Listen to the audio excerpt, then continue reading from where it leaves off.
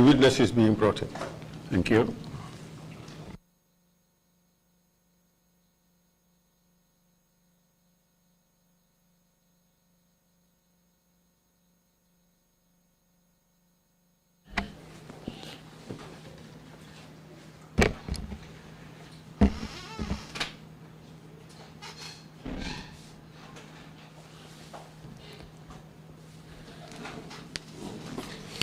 Good afternoon, Mr. Witness.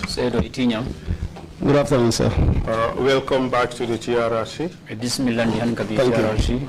May I remind you that you are under oath? Mr. Witness, you have a right not to incriminate yourself. Do you understand that? Yes, I do. But you do not have a right to lie to the commission. Do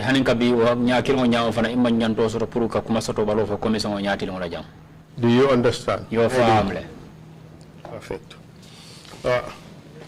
Before the lunch break, we were talking about the events of the 11th and 12th of May 2016.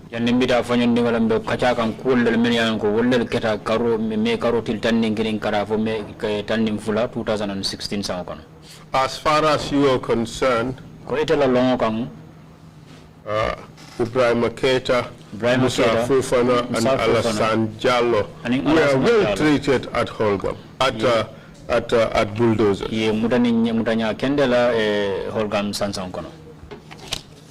That's true.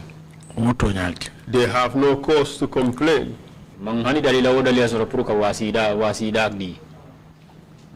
I don't think so, they have.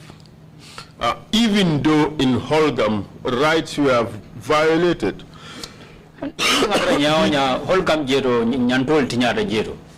you have agreed that there were rights violations at Holgam. That's true. But as far as these people are concerned, their rights were not violated.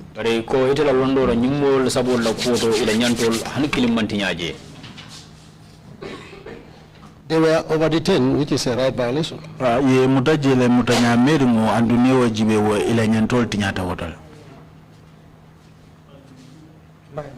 My counsel. And you know that, you knew that they were over-detained. And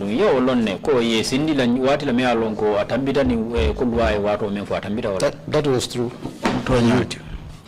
And you knew that you were in fact violating their rights on a daily basis. And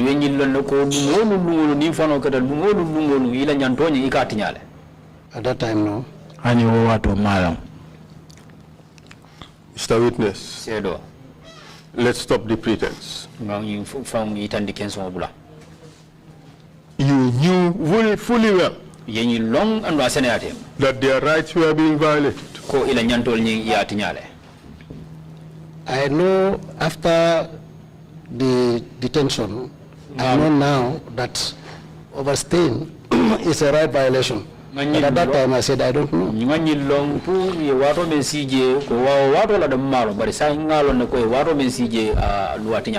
Mr. Witness, you were a gendarmerie officer before. That's true. What was the training for gendarmerie? You are trained both on military and police duties.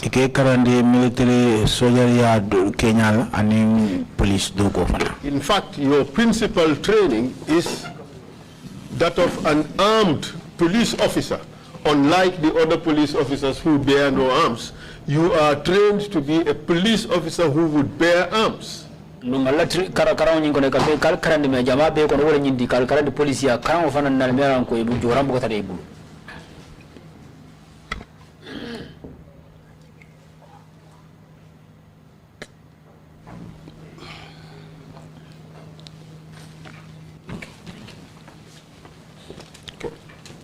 You were trained principally as a police officer who would bear arms. Correct? I was trained as a military officer.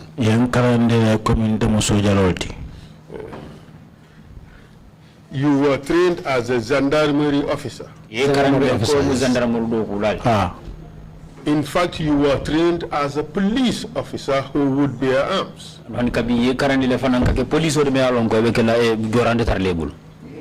Correct? Well, I know that I am trained as a gendarme officer. As a police officer to bear arms. Comme calendrier comme tamu soja role soja doko calendrier wala but comme police o mi ko jorong betalambul. In fact, that is what gendarmerie officers are. Well, gendarmerie role family. Well, gendarmerie has different branches. Yalon gendarmerie itolie fana jamal soto. Be careful what you tell the commission. If you lie, you try to mislead the commission, it will have consequences. I am aware of it is important that you be there is what is called territorial gendarmerie. Territorial gendarmerie. And then you have mobile gendarmerie. And what work do they do? Territorial gendarmerie is the one responsible for these station works. Territorial gendarmerie station and mobile? And the mobile gendarmerie is the one responsible for these guard duties and other military functions.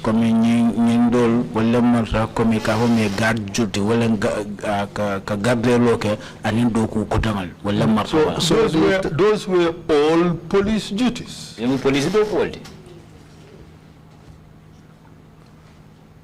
Okay, yes. And as a gendarmerie officer, you were trained about police duties. Arrest, detention, and rights of people, how to protest people who are arrested. That's what you were trained as gendarmerie. That is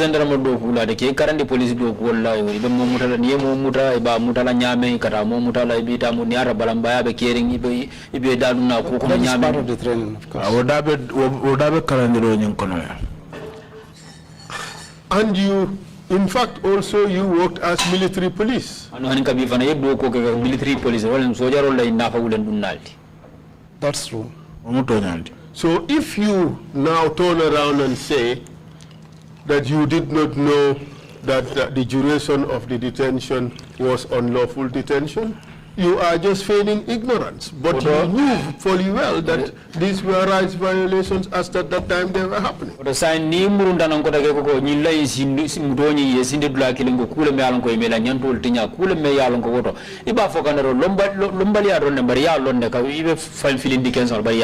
Of course, they were right violations. And you knew it at the time. That these were rights violations. Correct, Councillor. You knew you were violating the rights of these people, and you continued to do it with impunity. If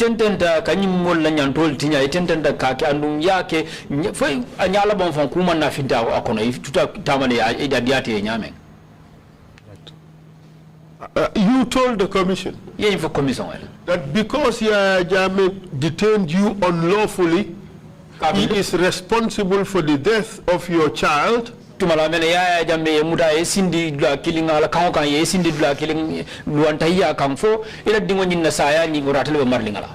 2016, you still had that anger inside you. 2016 Right. And you had that realization that this was unfair. And Right. You turned around and did it to other innocent Gambians.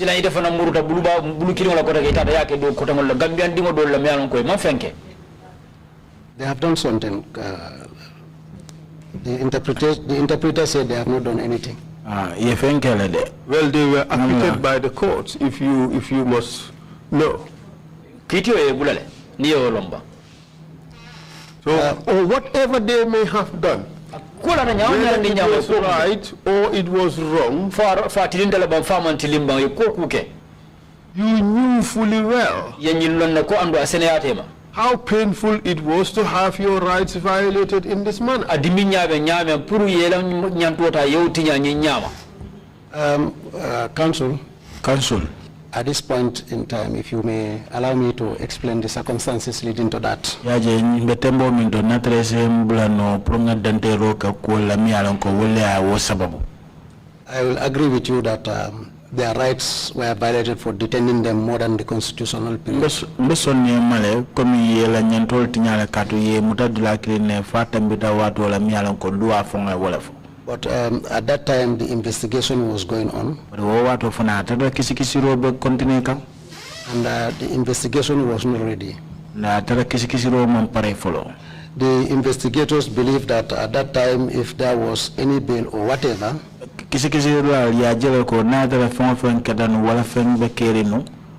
it could have compromised the investigation. And also looking at the information at hand, considering the national security at that time, where I had a very little option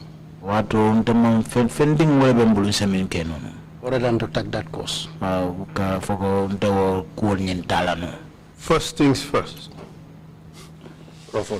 Did you take all these considerations at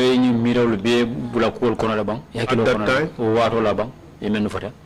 The consideration for of all these factors, did you consider all these factors at the time? That was correct. So you made a conscious decision to violate the law. It's not a question of taking a conscious decision to violate the law. Like I said, when you are faced with two evils, or the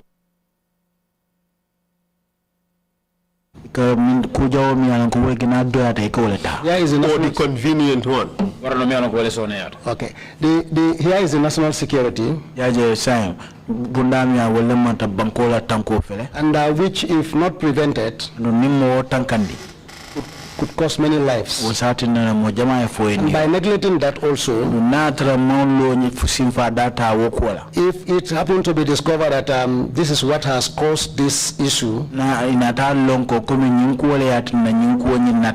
the blame could have been more heavier. And hence the investigation is concerned. It left us with little option at that particular point in time. Okay. I want just a moment. It was important that you guys got results, correct?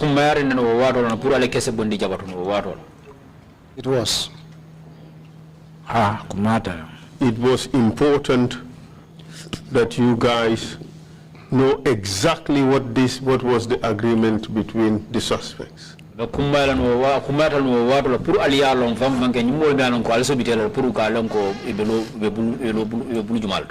Yes.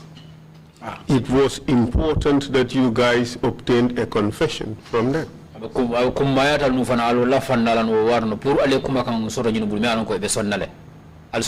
Yes.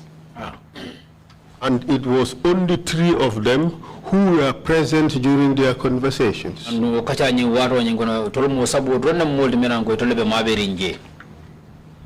the time of giving out information, I was only informed that only these 3 were. Listen to the question. Okay. It was only these 3 suspects who were involved in their conversation, which was the basis of your investigation.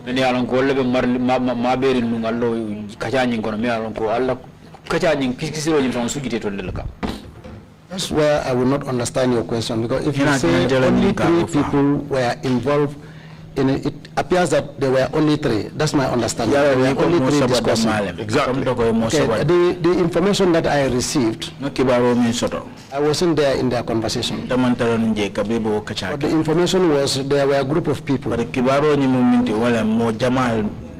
were discussing.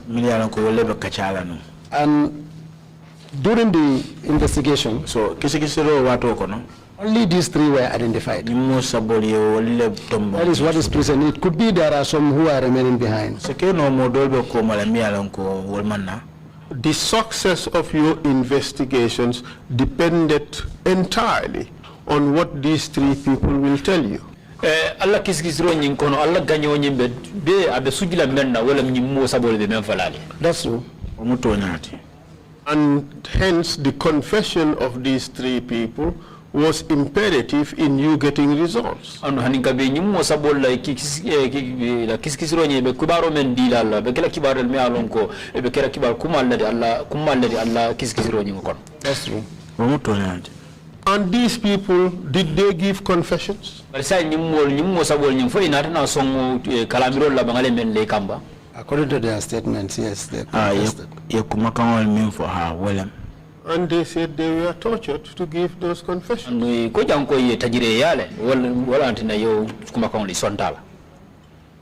I'm not aware of that. Well, Mr. Witness, you may pretend not to be aware. But you seem to have been on top of these investigations. You were going in and out, checking what was going on. In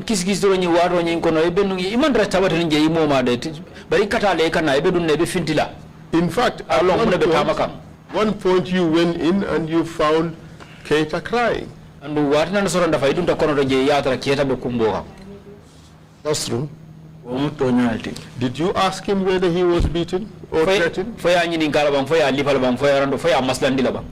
I did not ask him if he was beaten, but when I asked him what he was crying for, he was informing me that because of the level of the allegation that was on him. But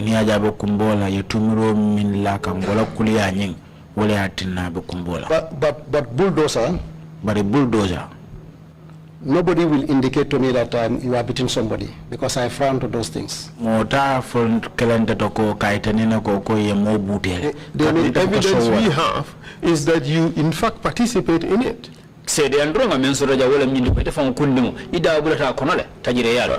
Not that you physically raise your hand and beat anybody, but you threatened. Have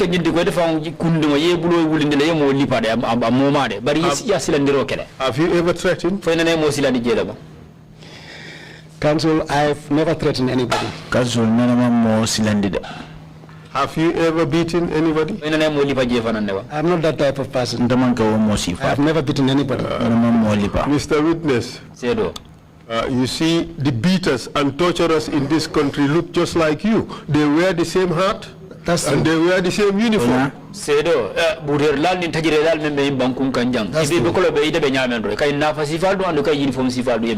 they all sit there and say, no, I have never tortured anybody. So you see reason why we should not believe you? You see, human beings are different. You know, the whole country is seeing me. And perhaps people know me. Mr. Witness, let's put aside those self-serving issues. The next thing you tell me is I have held the Quran and I have taken an oath. But all those who lied here, and you know there are many, don't you? You know there are many. Those who sat that same chair and lied. So many people sat. Just answer the question. You know there are many. Yes, there are many. Okay, and they all held the Quran and lied. Well, I wouldn't confirm whether they have lied or not, but they held the Quran. I don't want to. But you know that a lot of people have sat there and lied.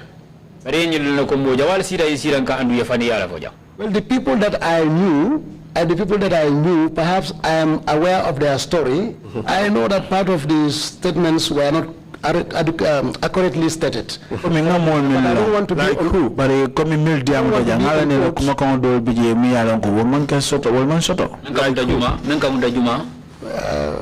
Counsel, I don't want to say something against somebody. Okay, you write it down.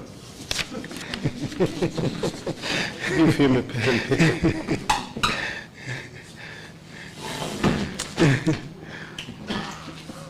Write it down.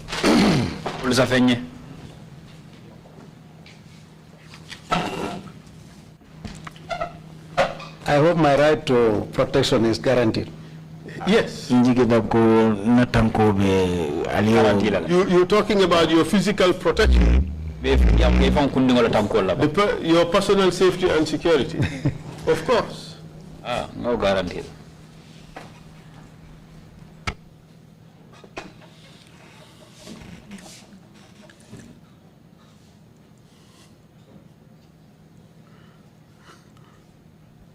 Mola Kambi is having a first bite at the cherry, so he's laughing. We are all wallowing in ignorance, not knowing what's going on. Huh?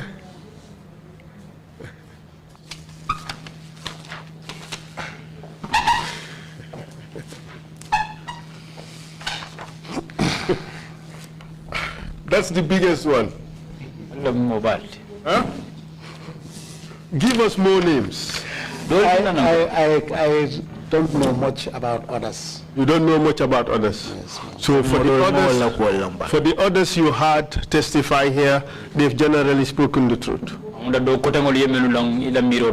As far as you know. I wouldn't say they are lying or they are truthful. They narrate their version of story. As far as you know, as far as the facts you have in your head are concerned, yes, those you've had here testify have generally spoken the truth. This is the one you highlight as lying. So this is a difficult question for me. No, listen to the question. It is a difficult question because you didn't listen. On the basis of the information you have in your head, the witnesses you've had here testify before this commission have generally been truthful, save mainly for this one. Most of them have lied. In fact, let me have the paper. Yes.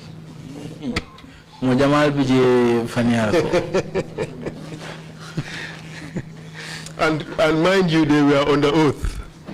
And a lot of them wore the same uniform. Please don't zoom into the paper. Please don't zoom into the paper.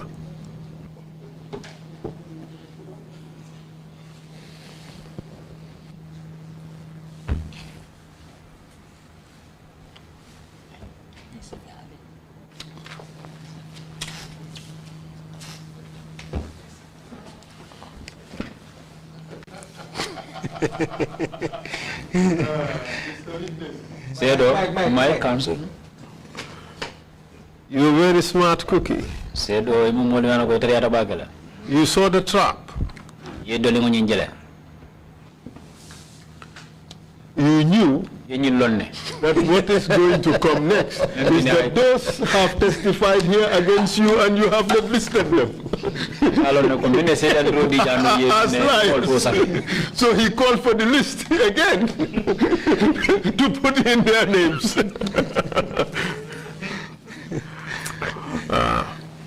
The fact of the matter is, Mr. Witness, these people were beaten at Holgam. That is why they gave their confession. Counsel, I cannot say they were beaten. They were never beaten in my presence. Beating, tortures used to happen at Holgam. Speak the truth and be careful. There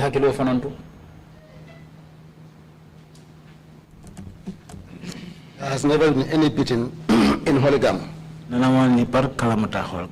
As far as the definition of torture is broad,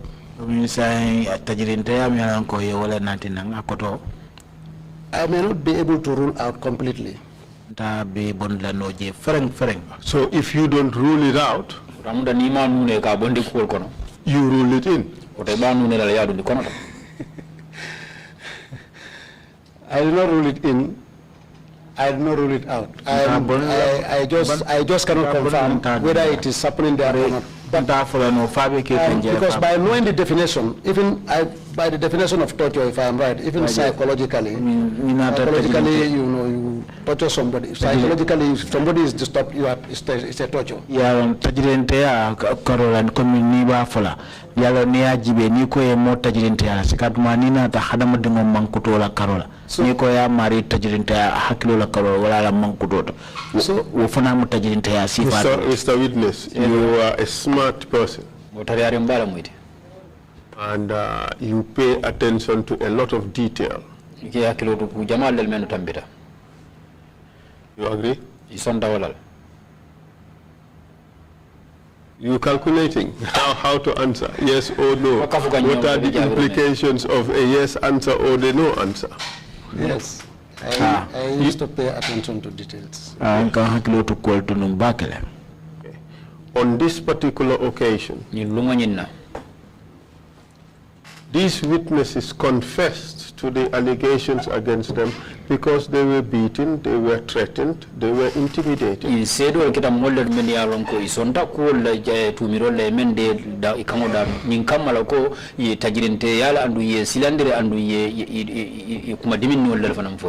deny that? At Holgam, did you used to carry weapons? Yes. And what weapons would you carry? AK-47. AK-47. Would you also carry pistols? If you lie, we can verify all this. So don't worry, don't try to calibrate your answer, just speak the truth. Because there are no adequate pistols for everybody, so of course we don't carry pistols. By the officers? Odlis.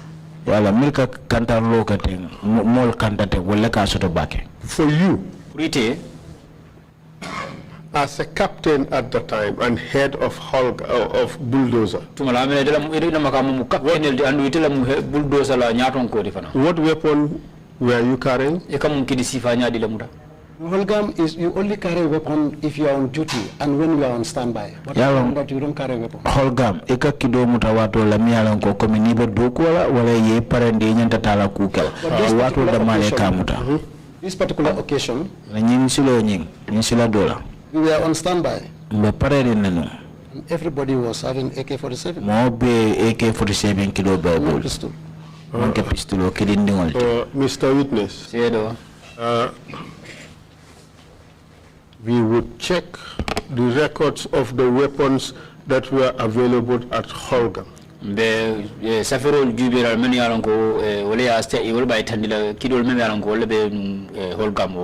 if the commission finds that there were pistols at Holgam, you may be in trouble. Ni commission ni nara na nyinje ko o watu la pistulo mimu nyinkiri ngolti o watu la benu holgamle ibedu na kole yako. Speak the truth. I am not saying there are no pistols. You don't listen to me properly. I am saying there are pistols. Those pistols are assigned to the Odlis. There are pistols. But what is in the inventory? But what is in the mall? Ekadi mall la miyaranko ekamolle kanta. Odlis the Odlis for the senior officers. I remember I told you there were officers from other services too. So who are these Odlis? My own Odli used to be Bojang. But later it was Bojang. I cannot remember his first name. He was a PIU officer, but later he changed, and the one that came.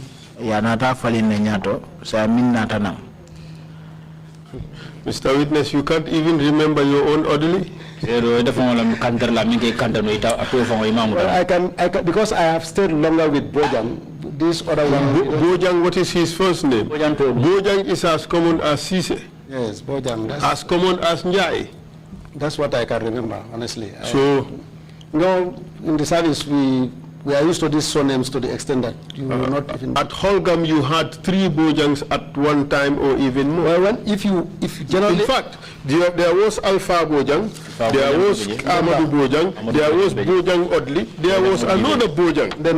Member. Yes. So you can't just be calling people Bojang, you call them by their names. At the time, if you want to find out and say which Bojang was Commander's Odli, it's very easy. It's PIU. Mr. Witness, I put it to you that officers of the Gambia National Army, as part of their issue, their paraphernalia issue, is a pistol, not an AK-47. Gambia National Army be intandile ko Gambia National Army ni sojara kebal la ko kono ila kantar nya ko be lare nyameng amoka ke nyen kidi baldi memu AK-47 ka ke nyum pistololti. That was then, but not now. Mr. Witness, we are not talking about today. We are talking about 2016. The 2016 standard issue, you would have a pistol. No. I was not issued a pistol. There were pistols in the armory. Exactly. So there was an armory at Holgam. Yes, because people and there were pistols. And Mr. Witness, let's get it right. There were pistols. Officers don't walk around carrying AK-47s. Officers are gentlemen. They walk around carrying pistols instead. But if you are not on duty, you are not doing anything, there is no need for you to carry even a So when you were on duty, were you carrying a pistol? Well, normally I am not on duty. I am on, if there is standby, I involve in the standby. We don't have duties.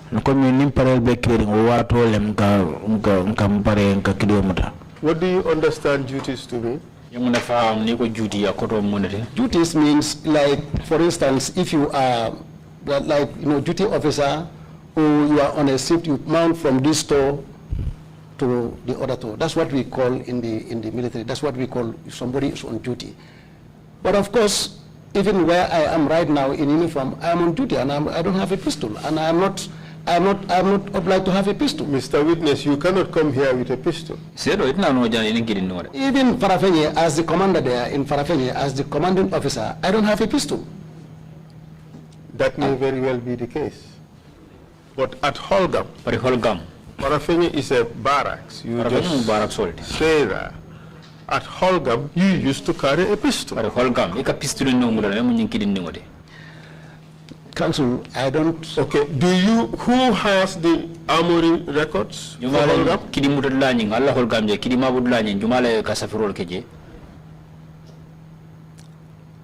I don't forget, it's... there used to be a PIU officer. This armory... where are the armory records? Well, you have kept these records. I kept this record for the fact that when Bulldozer was disbanded, there was no formality in disbanding. Yes, so where are the armory records? Could be with the armory. I don't have it. Why didn't you take them like you have taken these ones? Like the way I said, it was the Bulldozer was disbanded in a very disorganized manner. There was no Bulldozer. Yes, but you had the good sense, if you call it that, to take these ones. Because these ones were filled up and they were packed in my office. And the armory ones? The armory one was never with me. But wouldn't that be the most important record? But the armory one, like I'm telling you, if you listen to me, I will tell you how this armory one, everybody comes with your personal rifle from your service.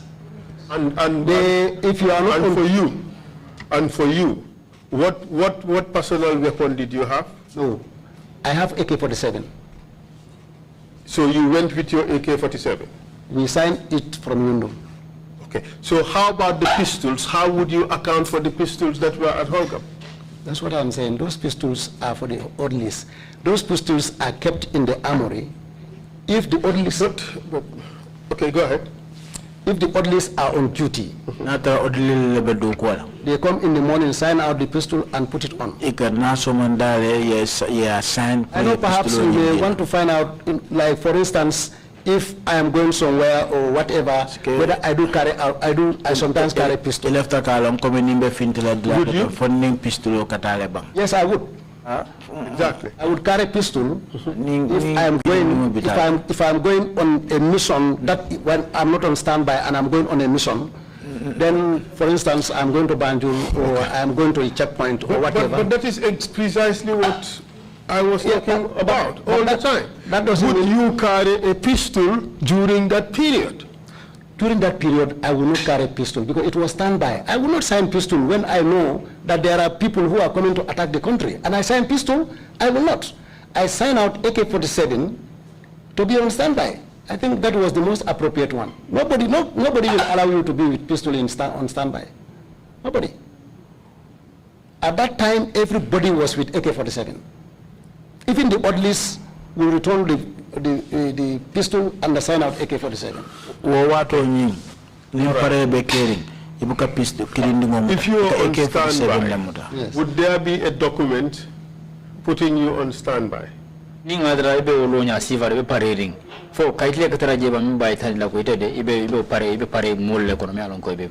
guys they send signal message and send to the units. Haven't said whether that actually happened. Yes, it do happen that they send signal message. There was a signal message on this occasion. Is that what you say? No, there was no signal message. What is quite astonishing is, from all the investigations that have been carried out, it looks like yours was the only outfit that was on standby. You know, like I told you, Bulldozer was under the Republican National Guard. Bulldozer, Republican National Guard. The commander, Republican National Guard, was responsible for State House. He was responsible for Fajara Barracks. He was also responsible for the PIU. And also Bulldozer. So we will call the commanders and inform them that the president is on tour and you have to be on standby.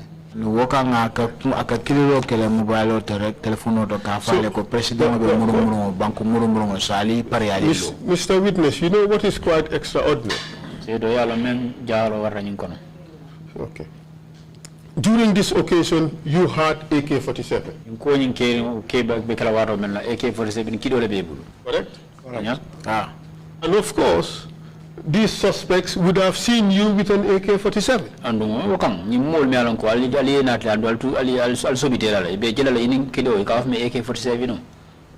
would not necessarily be carrying it, from point to point, because if I'm in Bulldozer, within Bulldozer, I pack it in my office.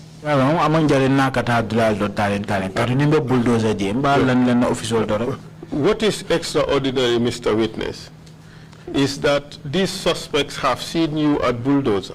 Have seen me, and they said you had a pistol.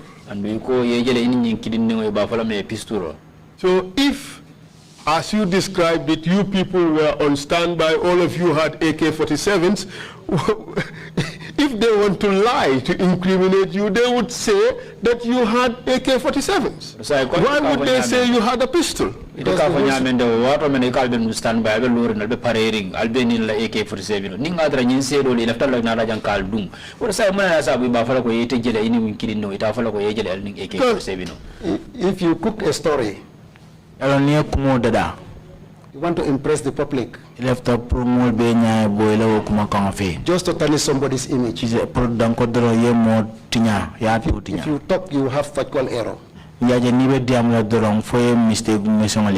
Bulldozer is many. Bulldozer, some may like me and some may not like me as a commander.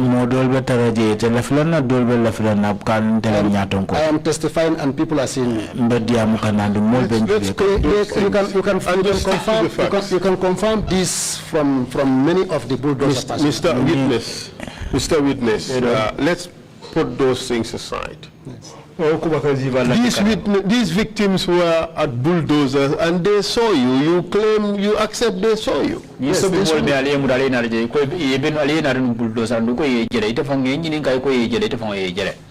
mean, if you had an AK-47, which you claim, they would have seen you. If you had a pistol, they would have seen you. Why would they lie against you that you had a pistol when you had an AK-47? It wouldn't matter. You had a gun, you had a gun. This is difficult. Why would they lie to say that you had a pistol when you had an AK-47?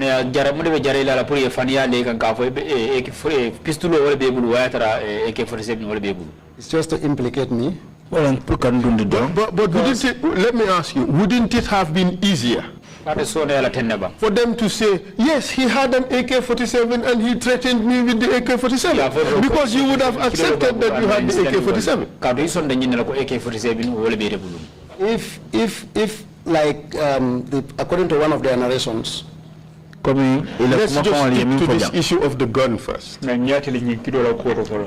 For me, as far as I'm concerned, I was having AK-47, but that AK-47, as a commander, within my premises, AK-47 going around with AK-47 like those private soldiers. AK-47. If I have any cause to go out of the premises, going out, and I pick my weapon and go.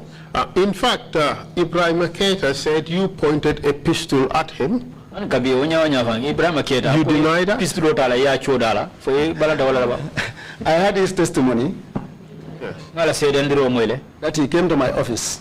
That I pointed a pistol at him. And I pick Coca-Cola bottle. No, it's not necessary to rehearse all that. Just answer the question. It is a false, it is something that has never existed. In the first place, I don't drink Coca-Cola. I don't drink anything that is gastric.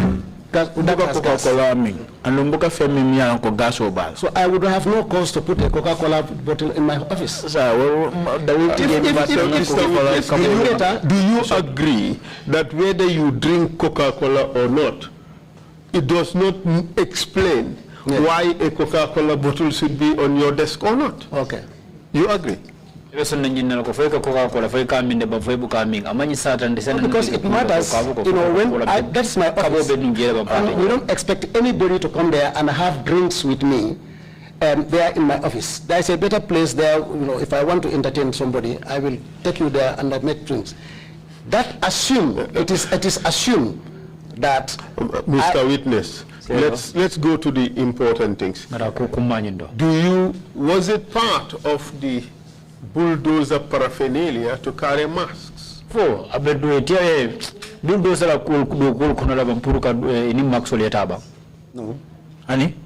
Well, it was part of the jungular paraphernalia.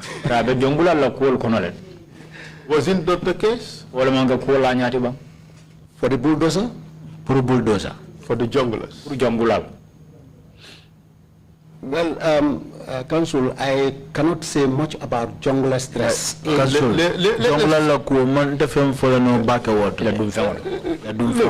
this is common knowledge. Even walking down the streets, the police here, the police at the stop would carry masks. And half the time they're wearing these masks as part of their uniform.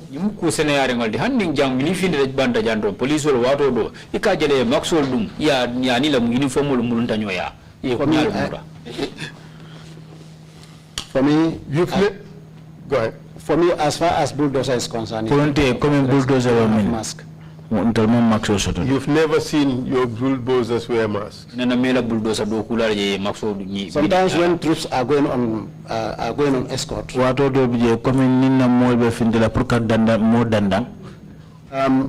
army have this face veil, green face veil. Here you have this blue face veil as well. That is something that they can.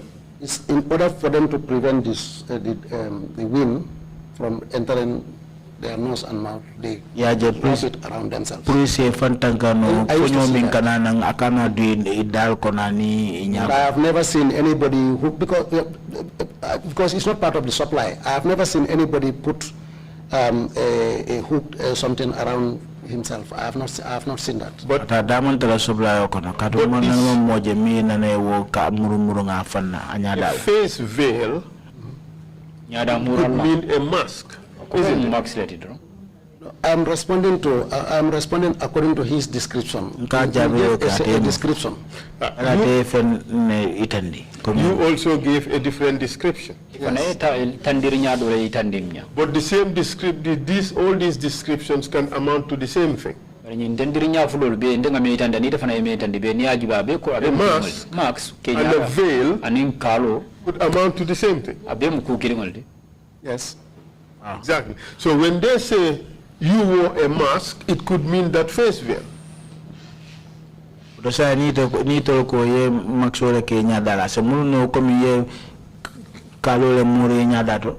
We're not talking about color. A face veil, as he described it, is not color. Muri nya dato. Okay, thank you. It has never happened.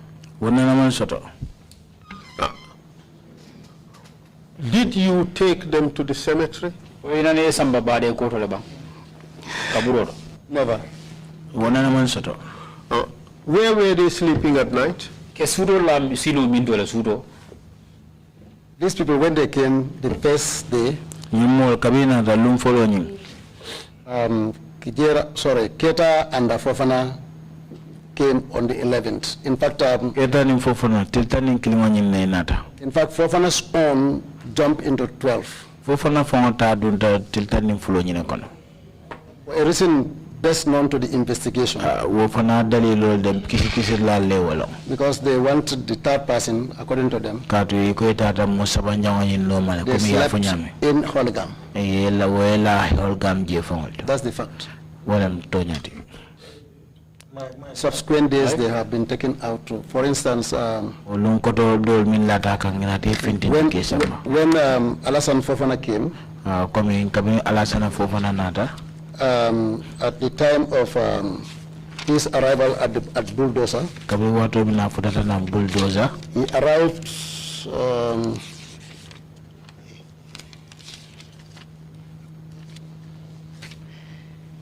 He arrived at Bulldozer on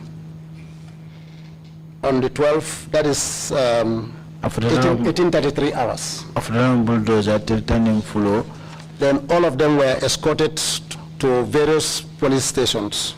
By 20-30 hours. Yes, and this escort was made by couple 3661 and me samba wala couple to 3661 camera. Mike. Excuse me. That is what would happen on a daily basis. Sometimes when they take them to the stations.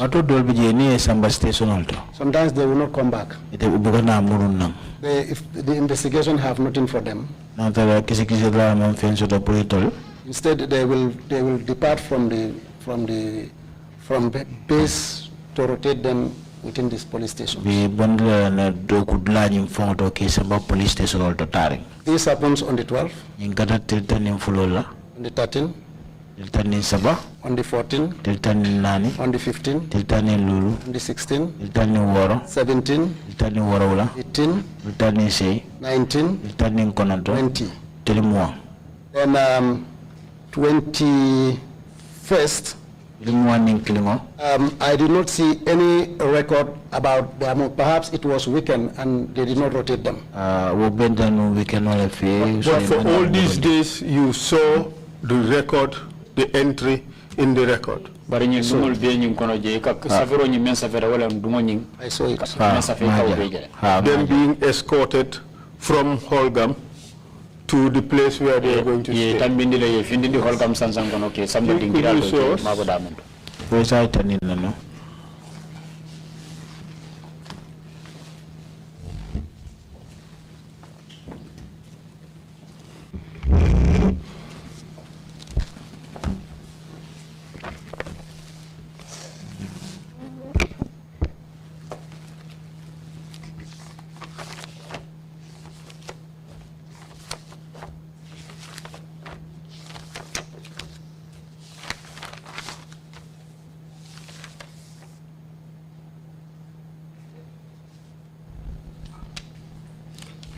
Don't mind my notes, huh?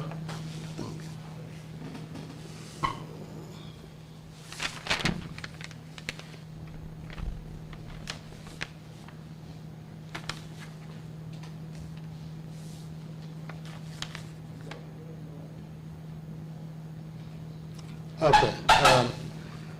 For instance, Ibrahim Aketa. Wrong. Alassane Diallo. They returned with Alassane Diallo. This is SICC and their men returned to Hooligan base together with one Alassane Diallo of Sukuta. On board, moving vehicle registration number BJL2851H, driven by Land Wrong, first class 5198 Jaju. And by 2030, couple 3661 Camara left together with offenders, according to the way of the route, offenders to various stations. Escorted by 12451 Njai, onboarded vehicle registration number LRR 0287, driven by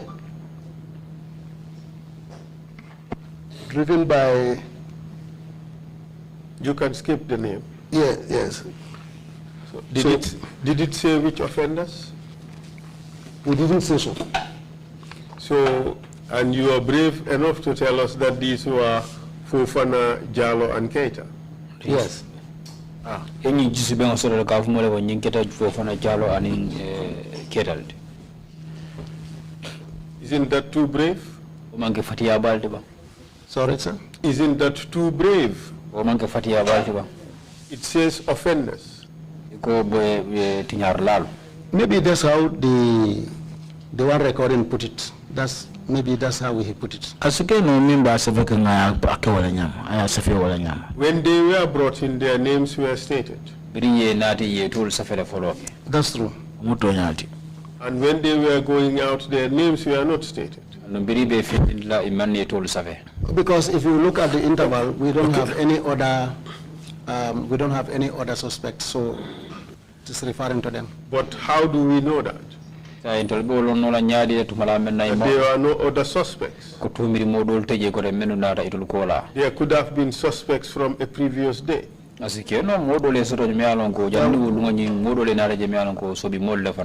was no suspect there. Give us another example. Show us their names.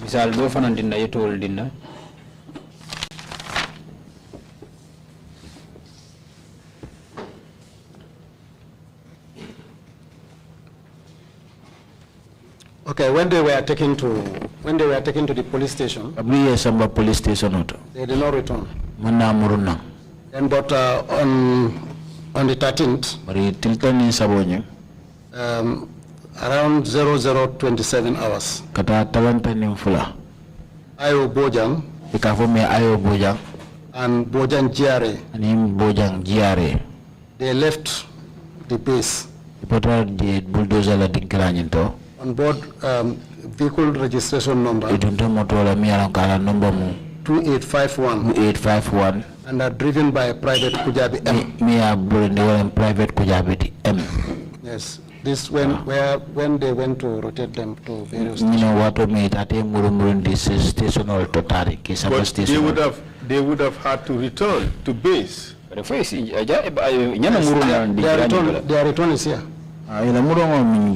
This was 0114. Ayo Bojang and Bojang GRA returned to Holgam base. The vehicle registration number 2851. Driven by the same Kujabi. That is, they have returned without the suspects, without the offenders. Because when they were going, there was no offenders. They were already at the stations.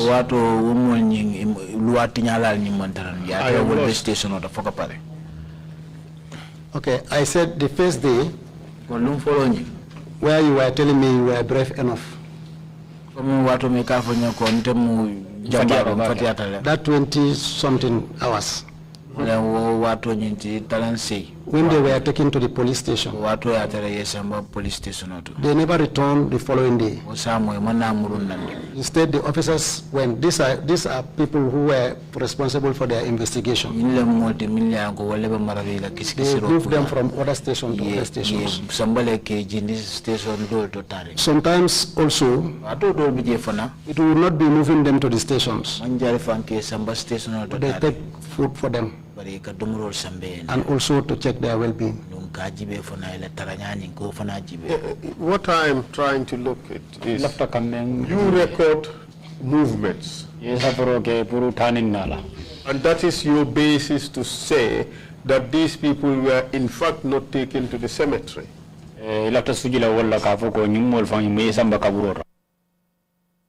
Statement,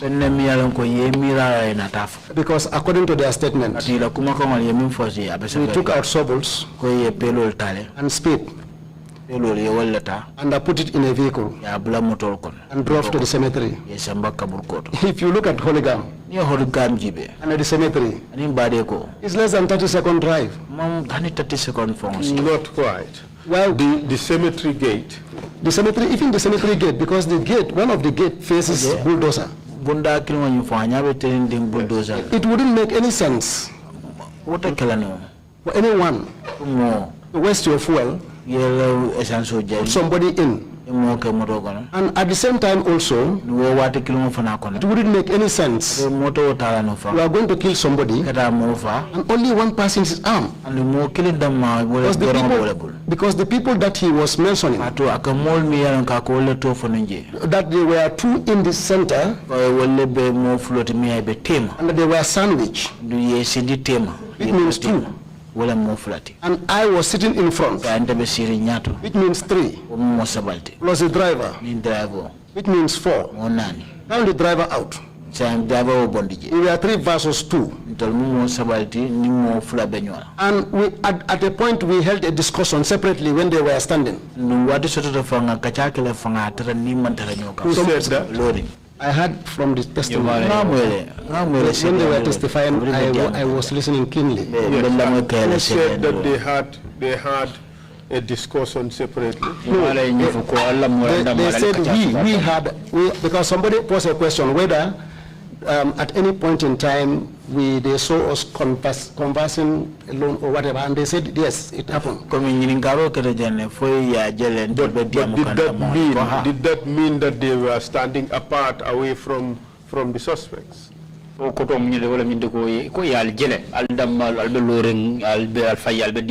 what it means, because according to them, they could not hear what we were saying. It means we were a distance from them. So what is your position about that? The whole situation made me confused. That I don't even know how to respond, because something that has never existed, you don't even know how to respond to it. I was accused of being drunk, either drunken or taking alcohol or maybe smoke cannabis. Sorry,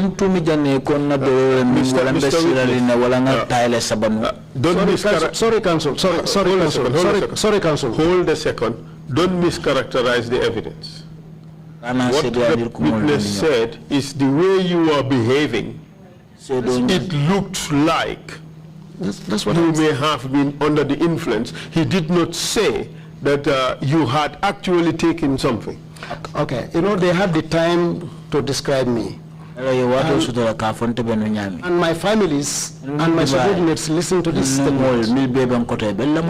I should be given the chance to clear those things. Because it is a burden in me. Of course, you're being given the chance. Okay. But I don't want you to respond to something that is not the allegation. The allegation is that you were behaving as if you were under the influence. But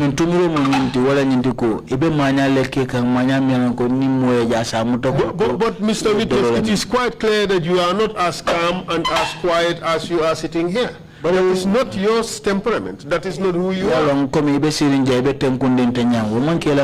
is not the way you are as a person. Isn't that the case? I don't understand. I don't hear you well. You do. No, honestly. You're sitting there calm and collected. This is not your usual disposition. You are much more energetic and louder than you are appearing here before the commission. That is the truth, isn't it? I don't know how to describe myself, honestly, but... well, you don't know how to describe yourself simply because... I don't think I'm lousy. Could you say that? I don't think I am lousy. Like they were insinuating. No, lousy is perhaps not a very nice word to use. And I don't think they're suggesting that you are lousy. No, they're not saying that. They're saying you are very energetic and active, the way you are going about things. You are very businesslike, you are very workmanlike, you are on top of things. You are like a bulldozer. Council, that's not what they said. I heard them saying that somebody informed them that I'll be coming late night. But when I appear, I am going to appear like somebody who is drunk, or who has taken drugs, or who are smoking cannabis. This is never true. Were you present? Where? When they were being told that? When they were being told where? In the TRC? They said they were told that by Bemba. Yes. I'm saying it's not true. Whether you cannot know what they were told if you were not there. What I'm saying, hence now they have said, I'm not saying Bemba did not tell them or whatever. I'm saying Bemba tell them, or they themselves said it. It is not true. I have never drinking alcohol, I have never smoked cigarette, and I have never taken drugs. Mr. Witness, I have received information describing you at Holgam. Yes. You are never the calm and collected person that you are sitting there and calm and so respectful and so... you are never like that. You are electric. You are up and down, controlling the whole situation, terrifying everybody. That's the impression we received. Well, the opinion would not be based on nothing. People would have seen you in action. In fact, one of the lawyers of these suspects came to Holgam and you sent him away. You refused to see him, you refused to grant him access. That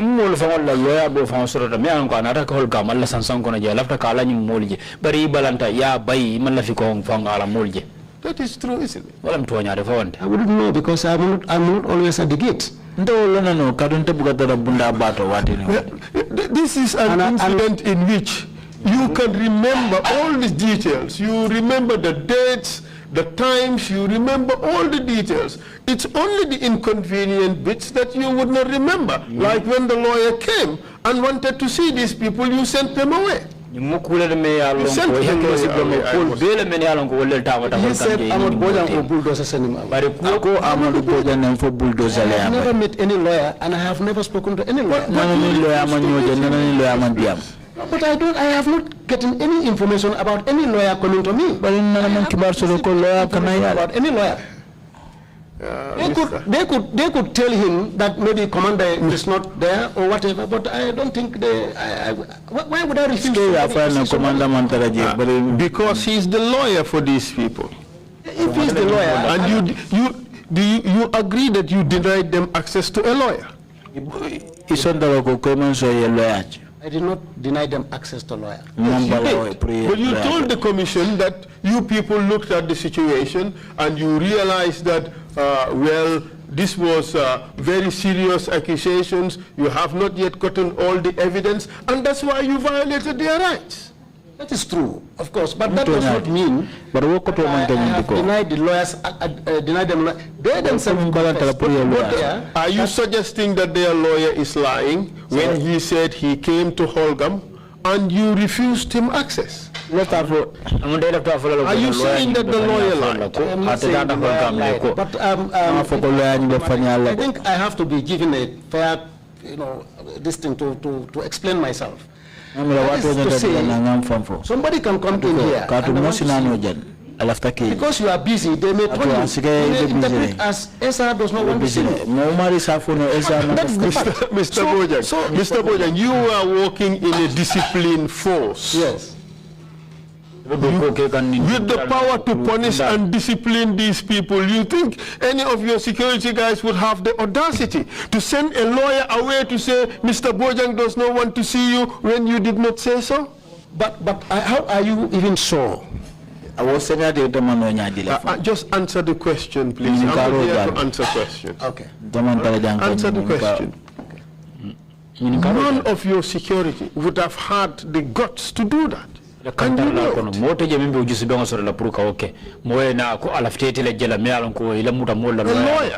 coming to Holgam to say, I want to see Mr. Bojang, and the security sends the person away in the pretense that you are busy. But I could not be blamed for that if I have no direct contact with the lawyer. The lawyer said you refused him access, which is a violation of the rights of the suspects. Well, for me, as far as I am concerned, I have never had any interaction or any friction with any lawyer at Bulldozer. I have never had that. Cannot remember. But precisely the point. At Bulldozers, you arrest people.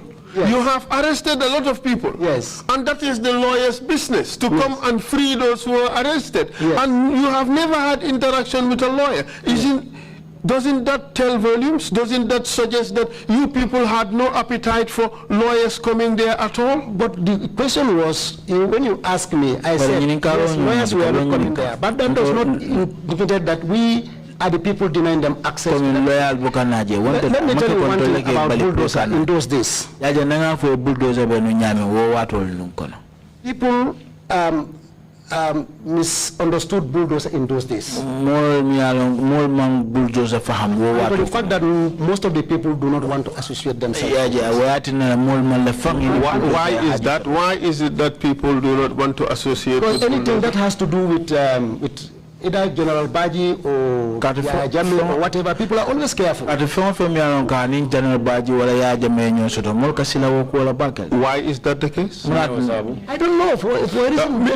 Let's stop the pretense, Mr. Bojang. Is it not because of their bad reputation? Probably it could be the case. Is it not because these are people who are responsible for killings and disappearances?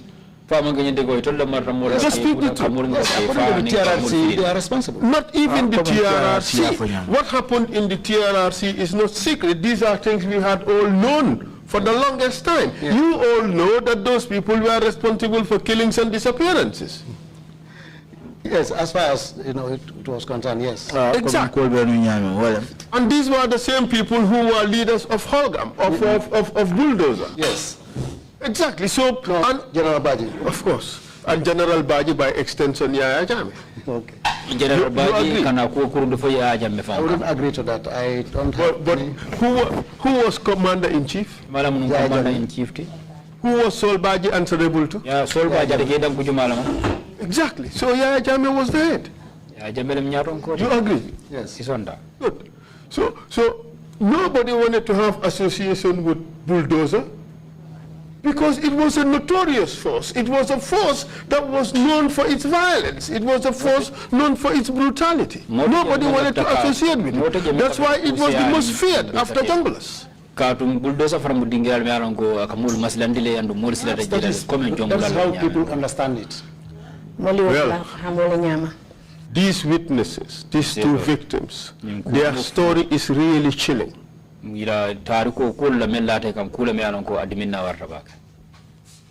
Fofana was beaten. Fofana ya lipale. Seriously. And that was torture at Holgam. What do you say to that? I said earlier on, I have no knowledge about their beating. And perhaps those who were alleged to be beating them, I don't want to talk on behalf of them.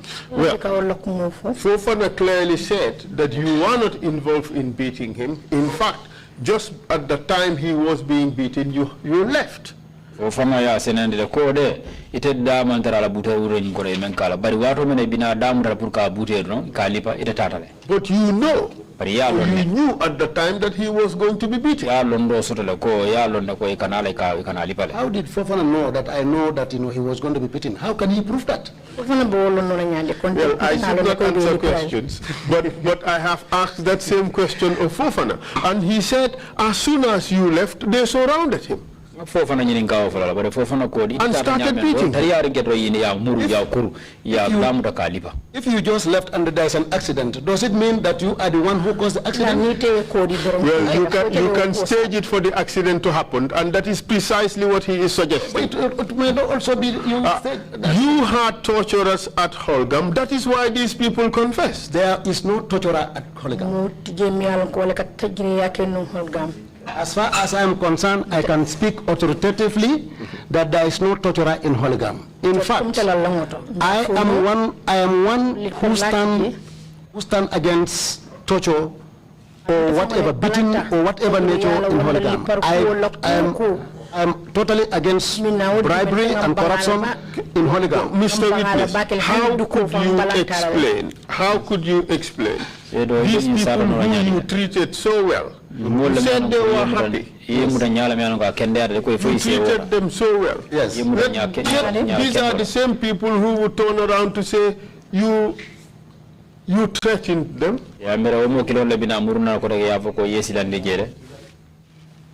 And you unlawfully detained them.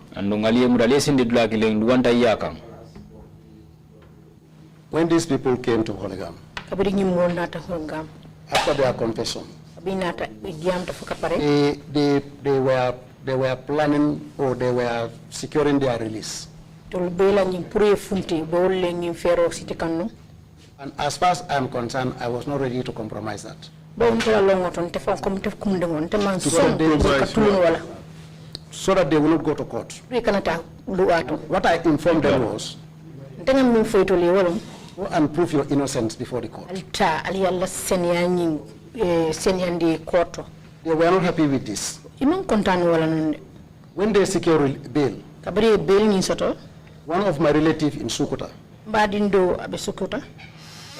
Alasan sent him to me, sent her to me, and told her that he is thanking me for all the efforts that I have done for them. But they want me to leave this case, and so that the case can just die down. And what I responded to that relative, I am not the one to decide whether they are innocent or not. They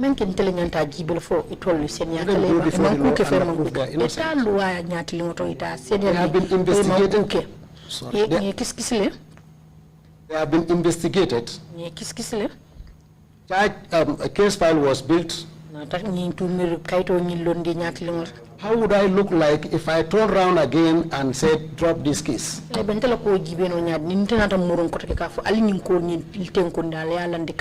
may put my position in danger. And when this message was extended to them, they are not happy with me. Why I know that they are not happy with me? One of my relatives traveled to Casamas.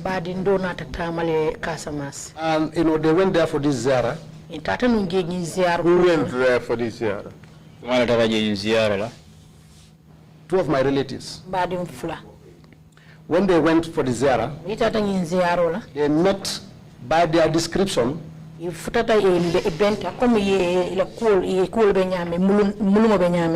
don't know the name. But according to them, we went to Bulldozer. bulldozer. We asked AMADOU Bojang to forgive us. He refused. But we will teach him a lesson.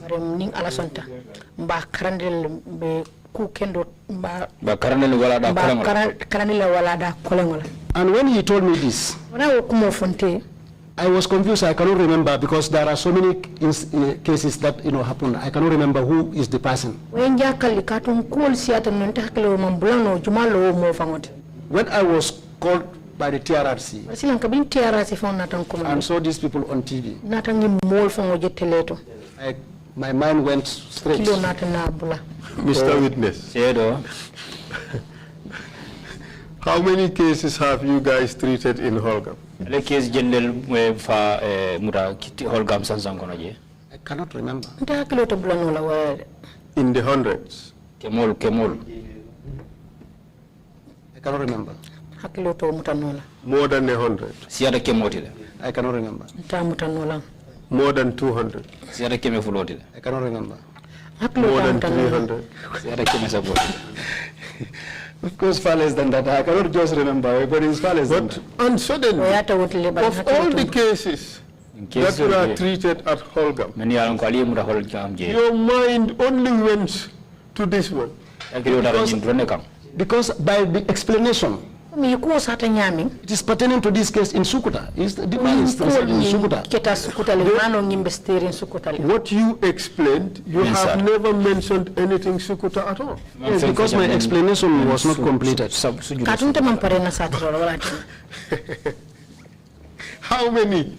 How many such cases did you have from Sukuta?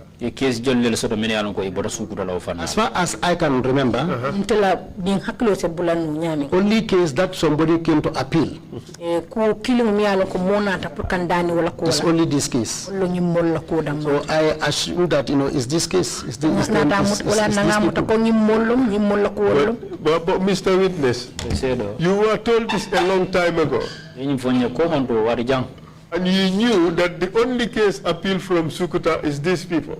Yet it did not occur to you that it is these people until the TRRC called you. You want us to believe that? It does not really make sense. It does not make sense. It makes sense because he who feels it knows it.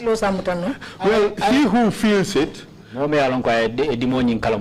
are these people who were tortured in your office by your subordinates. And the thing is, you cannot say that Keita and Fofana wanted to lie against you. Because if they wanted to lie against you, they could have simply said that you tortured them. But they did not. They are lying. The statement that I have here, if you go to paragraph 22, it reads Alassane Jallow, all power.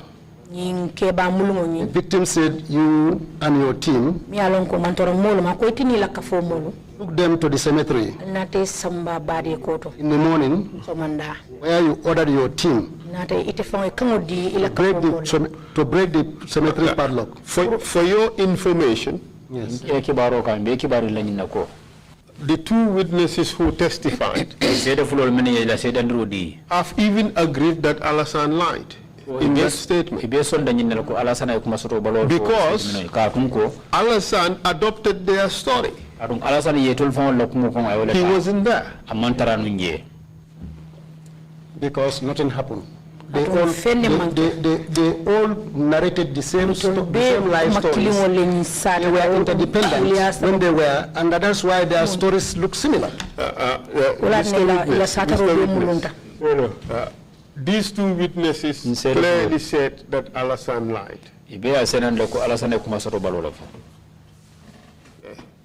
They said Alassane lied. Alassane adopted what happened to them because they have explained it to Alassane. And we have tested it. These two people, their stories are identical. Alassane's story is different. They say Alassane lied, but they said you took them to the cemetery. Okay, now there are people who were mentioned to be part of the vehicle and to be inside the vehicle who took them to the cemetery. But of course, all of you at Holgam would deny. If that would be the concept of the commission, then so commission will be the concept. Mr. Witness, just answer the question. Okay? My job is to ask you questions and for you to answer. Don't start characterizing the commission. You don't know how the commission thinks, how it operates. You don't know how they are going to arrive at their statement. Thank you very much. Right. We ask questions to test your story, so that the commissioners would be able to make an assessment and determine who is truthful or who is not truthful. And be rest assured that as council we take no position in these things. We ask difficult questions because we have to test the story.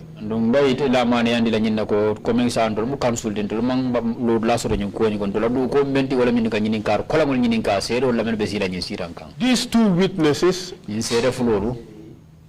they are both consistent that they said you took them out there at 3 a.m.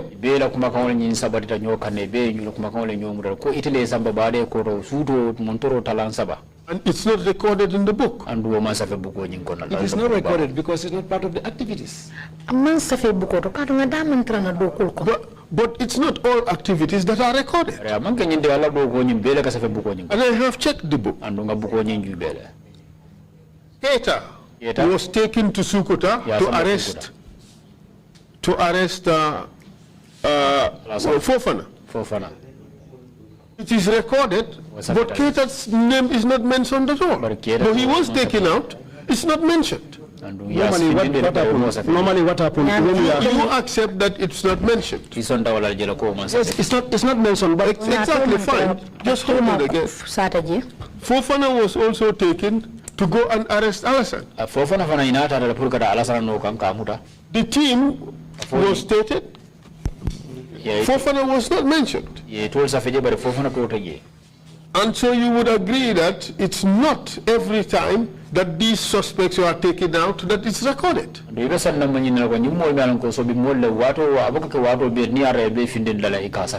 You agree? This suspect at any point in time that they have been transported from place to place. Equally also the police stations that what happens? What happens? Police station because what you said is incomplete. These suspects, each time they are being transported from place to place, yes, they are recorded. Okay, I'm sorry. Come and show me in this book where it is recorded that Keita was taken to go and arrest. No, that is not there. That is not written there. So you then you withdraw what you said. What you said is not true. That's the point that I was trying to make. That if they are going to arrest, normally they record the senior man's name and the rest are men. Mr. Witness, you say the men referring to your own people. Yes. You don't say men referring to suspects or detainees. You agree that on this particular occasion the detainees' name, the detainees' movement was not mentioned. So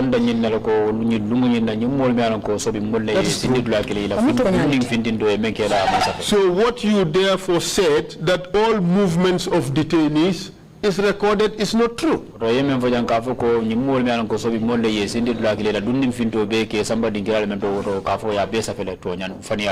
that context, yes.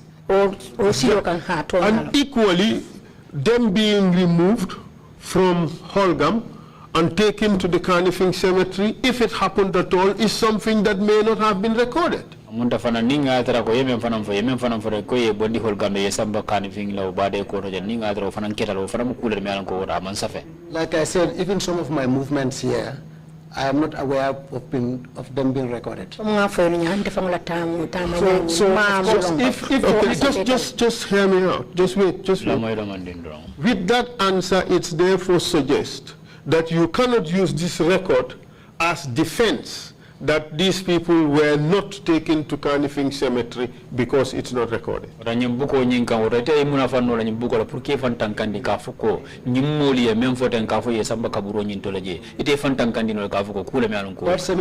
has never happened, Council. But just answer the question. You have said that. You have said it has never happened, but just answer the question. Yes. You agree that you cannot use this register as defense to the accusation that you took them to the cemetery because the register does not indicate that you took them out. Yes, of course, we cannot rely only on the evidence of the register.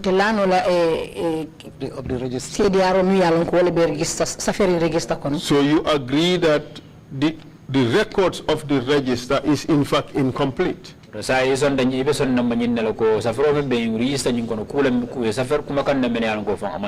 because it failed to mention their names. And anybody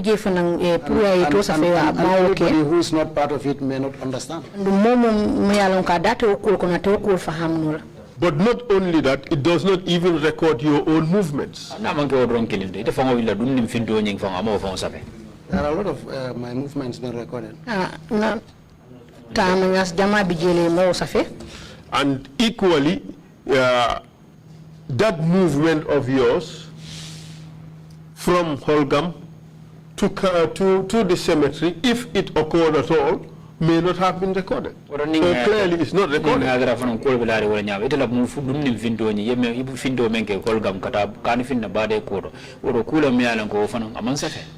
It may also be recorded. But clearly it's not recorded. Just like your other movement is not recorded.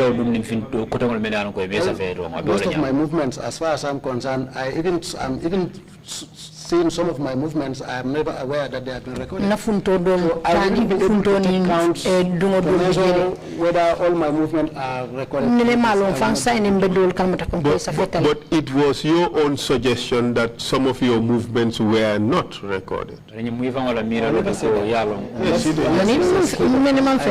never said that. Some of my movements were recorded. If you look at, well, by saying some, you're obviously excluding others. Because I'm not sure 100% that everything has been captured. Looking at the register, on that night, you went out after 1 a.m. Which night? The night of the 11th, going to the 12th. I could remember I went out I think so. Yes, I believe. I know you studied the register because this was in your possession. Can you provide that? Did you go out again after that night, after that time? Well, let's check. Let's check what happened.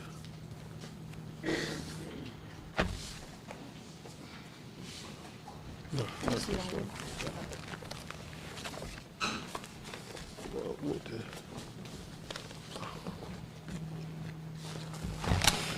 Just a moment.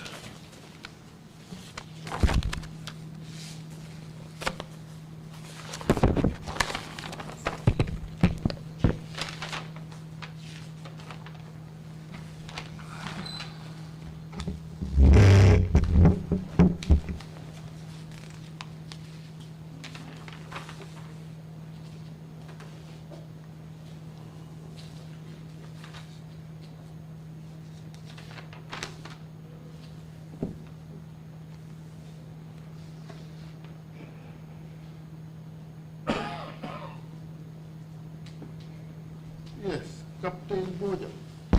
Captain Bojang. You left the base Ibuda dingira nyento holgam le sansangono. at 1:25 Talangilin tambita minute muangani lulu. on the 12th. Karotil tannim fula. 1:25 a.m. Karo montoro waro talangilin sudo budala. Where could you have gone? Sa ibita mintola o montoro waro la. This was done by, we go to the checkpoints, I don't know, like a time, low checkpoint. and we also go on patrols. When we send checkpoints, Where was the closest checkpoint? Checkpoint jumala ne alanko wala katata dingira nyalla dingira la. perhaps the closest checkpoint to Bulldozer was around the traffic light. Traffic light, all checkpoint, all should have a bulldozer. It will take you minimum 30 minutes to go back and forth. Sometimes I even stay more than 30 minutes. And where would you go for patrol? Normally we go out in a team. But this did not say that you went with a team.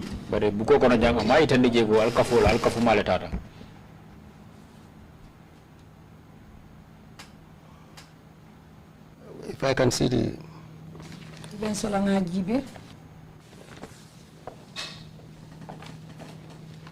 Just a moment.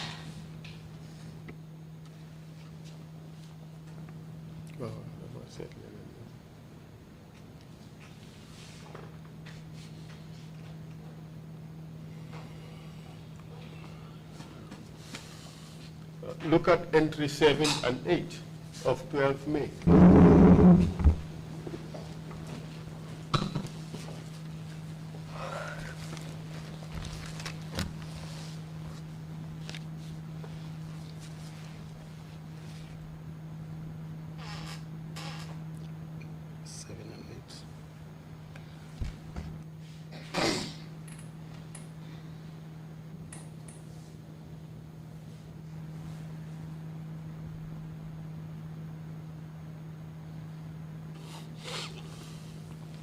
This is 1:25 in the morning. Yes. It is not like that hour where you...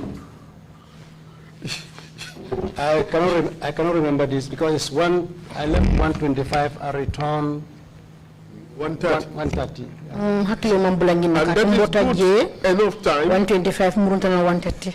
That is good enough time to leave Holgam, go to the cemetery, spend some time and return, because as far as you're concerned, it takes 30 seconds to drive there and 30 seconds to come back, 1 minute. But the situation that they have explained here, that they left 3 a.m. Oh, they left the base 3 a.m. That is their belief. That is what they've stated. Yeah. And they are back around 4. And if you look at all the things that they have explained, that could not have fit within 5 minutes. Because I stopped at the gate, according to them, and perhaps instructed them to say their last prayers. And we also made some discussions. And I questioned Musa and ordered my men to break the padlock. You are mixing testimonies. Discount Alasan. They said he was in there. Just focus on the two testimonies. All these activities could not be fit 5 minutes. And also return back to base. The activities you just described, you've described them on a 1 minute. They can occur in 5 minutes. And so as far as I'm concerned, The issue of cemetery has never existed in this world. That is your testimony. That is my testimony. You deny it completely. Completely, I deny it. But the thing is, Yes. even this cemetery thing Yes. is just a threat Yes. that you are alleged to have made. Yes. The most concrete violation Yes. is their unlawful detention under torture. And I admit that. I admit that they were detained over the time. So I think I would have even taken a honor that the final this thing, I have forgiven them.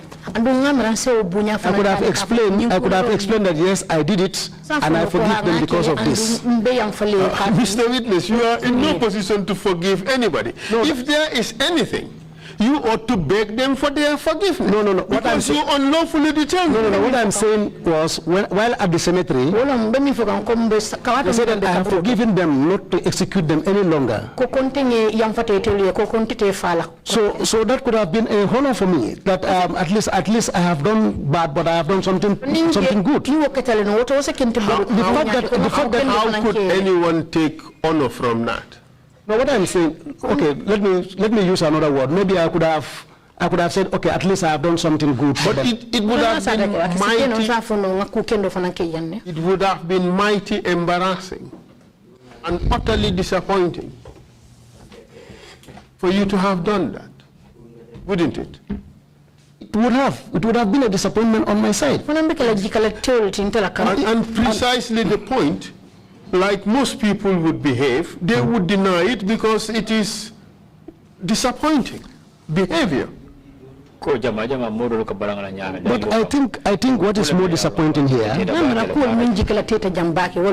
it is to admit that I have detained these people beyond the time. They have not accused me for killing them.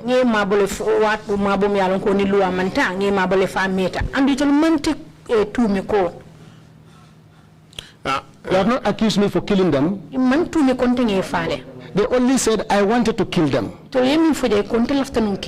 And thank God they are alive. But I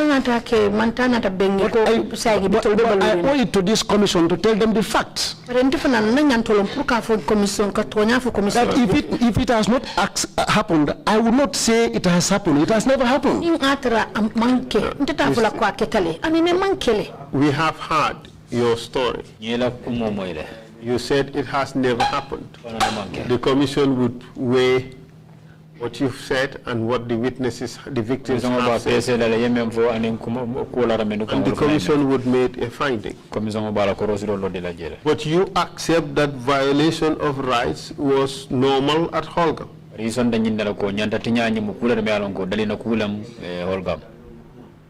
Their detention as a violation was not normal.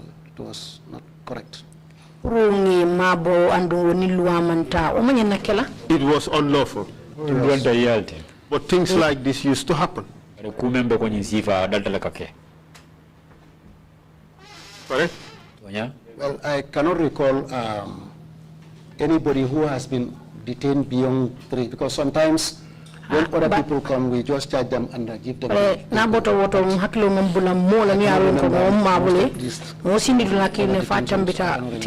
Honestly. Well, are you prepared to take responsibility for all the unlawful detentions that happened at Holga?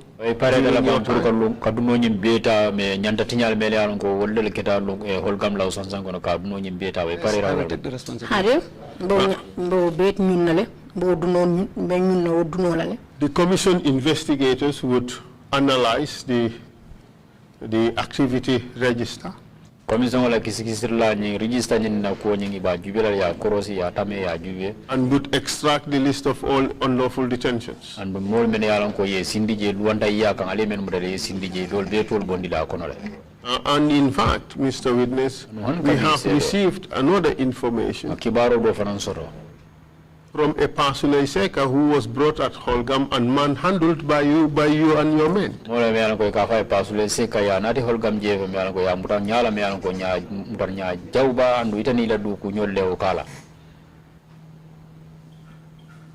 I cannot remember this person. te hakilo mom bulangim pasule yal kanyim nakumo fute. For now, the only thing you are prepared to accept is the illegalities of the detention. And be parere men na kadu not menta wala midigo ila sindo ke sindije watu le mealon ko duanta ya sindiro ale wala kela je ipareta ko dumo don ne duni. But you know Bari ñi lon ne ko how bad these illegal detentions can also be. kay mo sindi dula kele duanta ya kan fanan na ko jaw ya be ñame yo lon. Because it has happened. When it has happened, No, just answer the question. You know firsthand how bad these illegal detentions can be. Ya lon ne ko ñi mo kamo sindi dula kele duanta ya kan ala ko jaw ya fanan be ñame yo lon. I'm not aware. Hani mo fanan londe. Well, you lost your child because you were unlawfully detained. Dafa fote dingola me ya lon ko men sab men i fote dingola ndu wato men be maroko no duanta ya kan. Yes.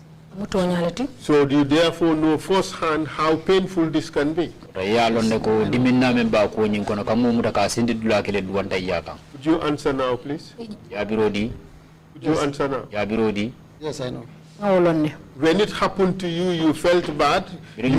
You were angry with the president, then president, for doing that to you.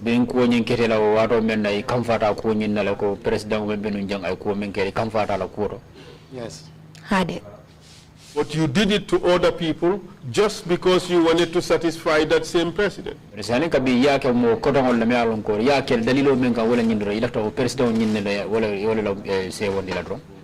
I'm not satisfied. I was not satisfied. Well, you told, just a moment, you told the commission that you had to save your job. So you had to detain these people there until you get to the bottom of it. You forgot you told that, the commission. I cannot remember saying I saved my job. You did say that. You said you had to make sure that you did this because you had to protect yourself.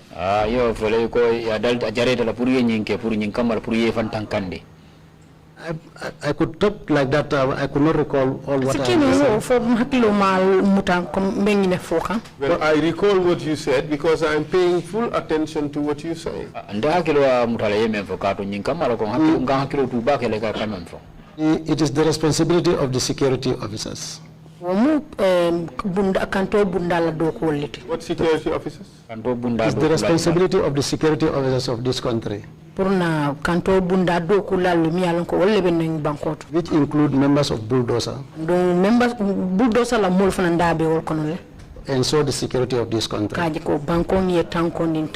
also, if there is any threat to the president, it doesn't matter how he is. As far as he is democratically elected, I think professionally, no matter whether he has done anything bad or not, the Constitution has mandated us. And perhaps that is the reason why we acted to arrest for that threat. I'm sorry. Let me. I'm not confusing you. We are not mandated by the Constitution to violate any portion of it. So in the execution of my duty, just hold a second. We know you are entrusted with the security of this state. But we did not entrust you with the responsibility to violate our rights. Exactly.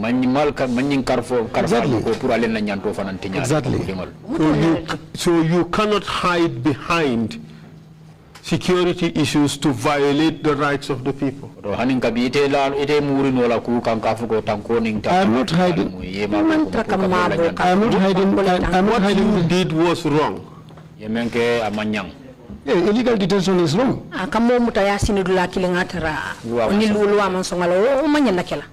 It cannot be justified. Maybe perhaps the reasons, we can only give reasons, but if they are not in conformity with the law, it's wrong.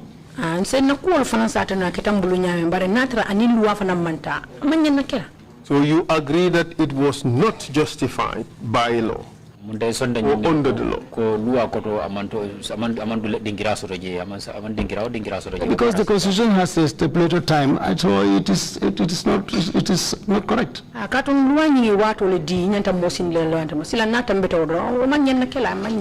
Do you regret what you have done? Yes, of course. Would you apologize to these people for unlawfully detaining them? Yes, I will do. Would you ask for their forgiveness? Yes, I will do. I have no further questions for this witness, but Mr. Witness, remember that this issue of the tortures would be further investigated, and you have your chance to say what actually happened, and you have denied them completely. So just be prepared to live with the consequences of further evidence emerging on this particular issue.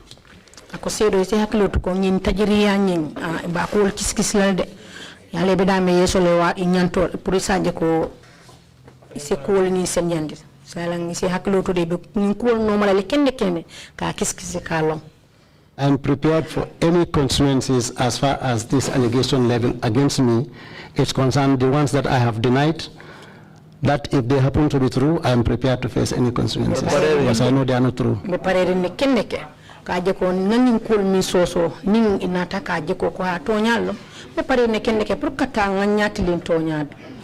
Nonetheless, you have violated the rights of at least 3 Gambians.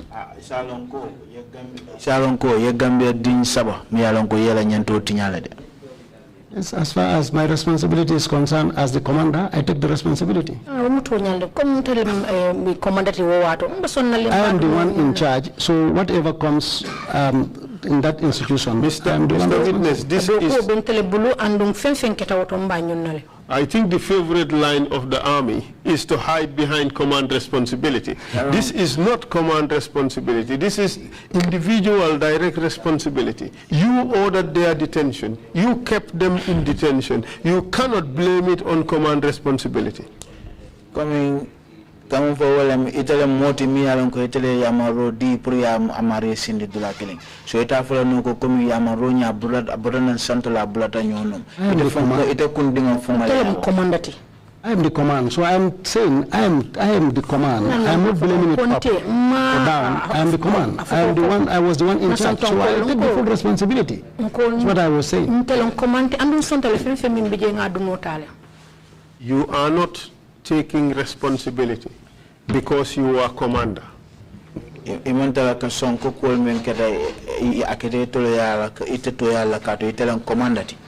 are taking responsibility because you ordered and directed their detention. You ensured their detention.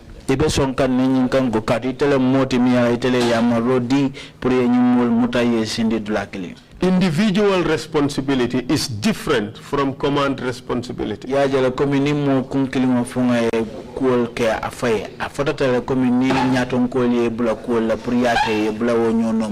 this regard, I am in command responsibility, so I cannot. I am sorry to disappoint you.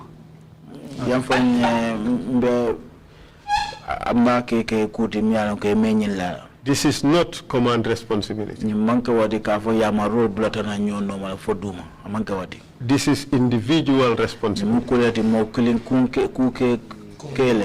Perhaps maybe, Mr. Chair, the Commission should recommend that the Army be instructed in these things, because it does not look like these concepts are well understood by the officer corps in the Army.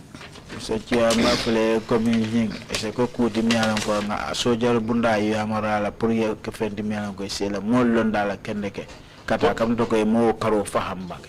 But let me make it a whole lot easier. Do you accept personal responsibility for the unlawful detention of these people? Matanga ke asonia fo ibatale ikung fele bang ka foko sang itale ya tinna nyimol mi alan ko yesindi dulakelim. So I want you to clarify this concept for me before I answer the question. Because as far as I'm concerned, I'm not acting in my personal capacity. I'm working for this nation. And I'm entrusted a responsibility. And that discharging that responsibility, if there is a right violation within that, my understanding is hence I am the commander, and that they have been detained beyond. That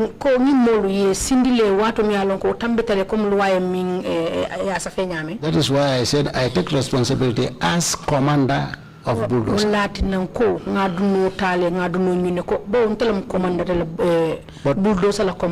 But perhaps I may grave your indulgence to.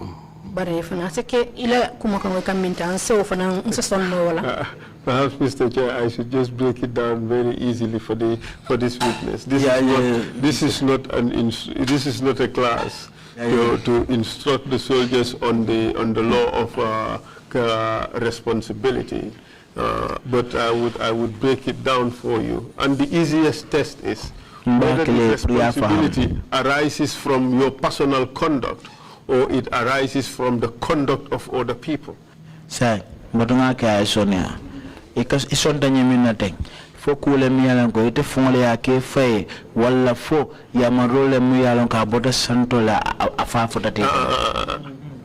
Whether it arises from the conduct of other people.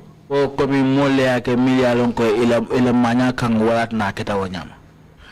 I'm not sure whether that is very correct either. And the test is whether there is anything that you have personally done which has given rise to liability.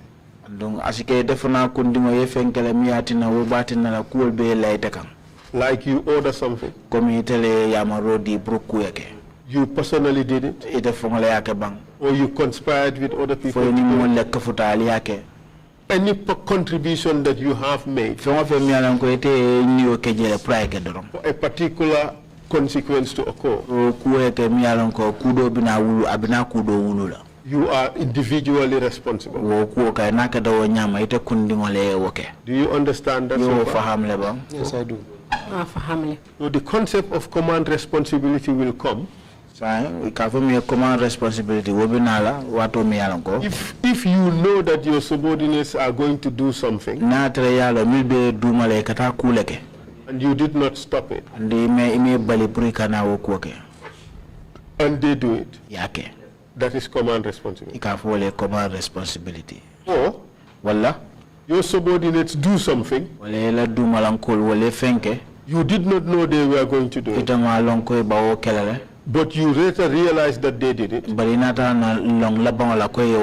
It's a violation of the law.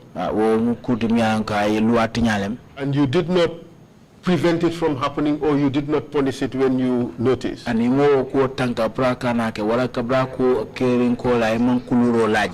That is command responsibility. So command responsibility has two limbs. Failure to prevent, or failure to punish. The conduct of subordinates. That is command responsibility. It's individual responsibility. If you have contributed to the acts that are prescribed.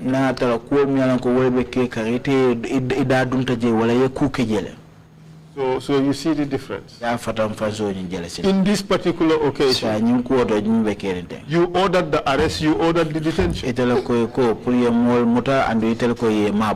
The fact that you ordered it ninkan ko itele ya fodoro ya marodi removes it from the box of command responsibility wo bondele box o te ka fo me command responsibility and puts it squarely on your shoulders as an individual. sa na tala ko ba kunkungoto ko itele moti mi ala ko itele wo ya marodi. You understand now? Sa ya faham le ba. I understand. So you are individually responsible Sa wote ite fon kundole wo kuwalke for the unlawful detention of these people. wala kulti mi ala ko yenyu mol mem muta tara ya imala luaka.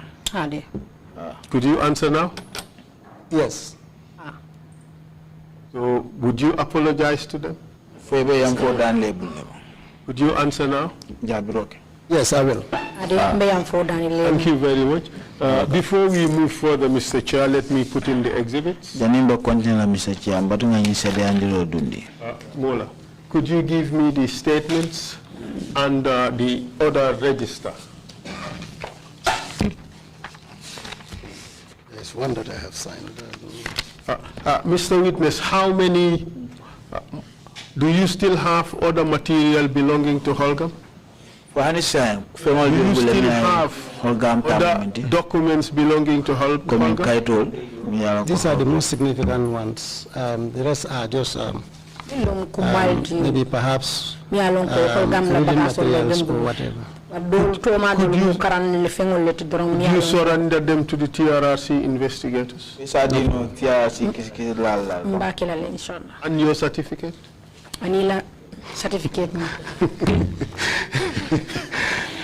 Mr. Chair, may I ask that the statement of the witness be exhibited as Exhibit 197?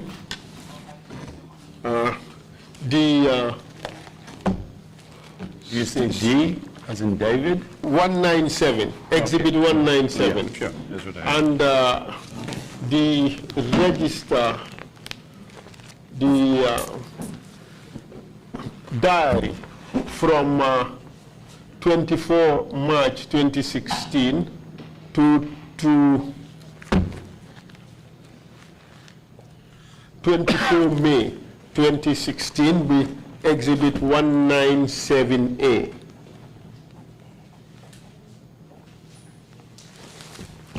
And the second diary from 22nd May 2016 should be Exhibit 197B. And the choir book showing the movement of the suspects should be Exhibit 197C. Why do you call it a choir book? A what? Why do you call it the choir book? A choir book. Well, Oh, that's, sorry. Yes, that's yes, fine. choir book. Yes. All right. Thank you very much, Mr. Chair. No further questions from the witness. The witness And the list of liars should be Exhibit 197D. But that was not the promise. No, the promise was to keep it away from the public. Okay. Huh? All right. Okay.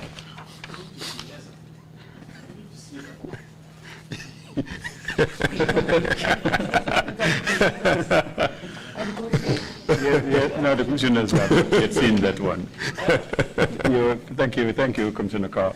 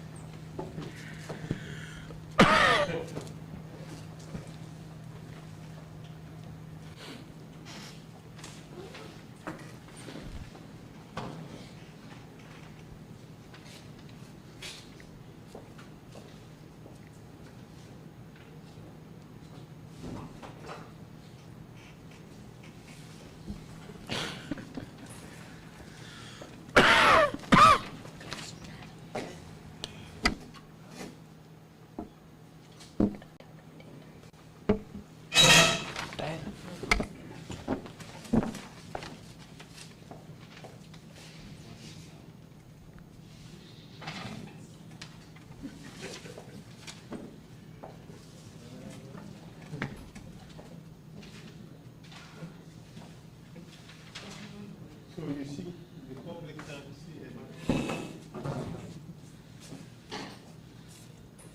Fine.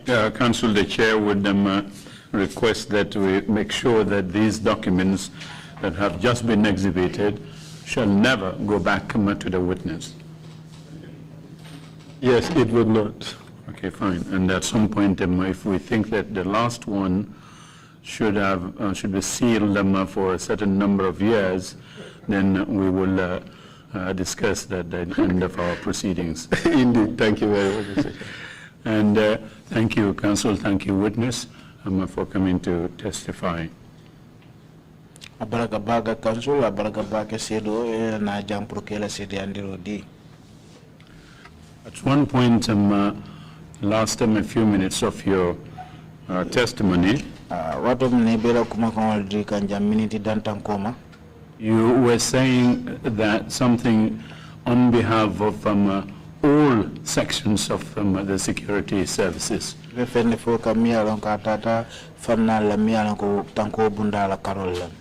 Your words were that we are not mandated by the Constitution to torture.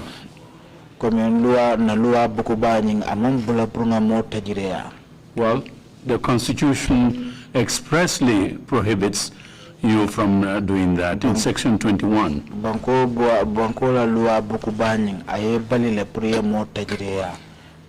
Gives them freedom of, from torture to every person in the territorial jurisdiction of the Gambia.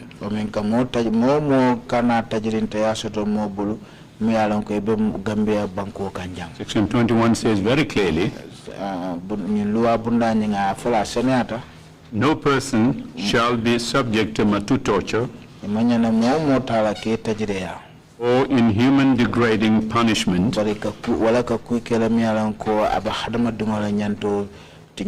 or other treatment. That's an express prohibition from torturing.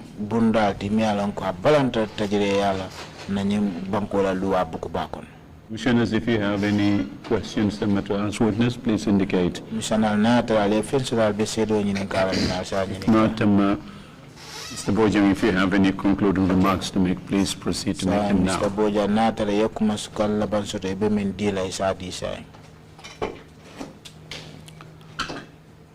This time around, I would like my concluding remarks in local language. You may please proceed. Alhamdulillah Rabbil Alamin. I thank God. I thank God. By the time that I am here to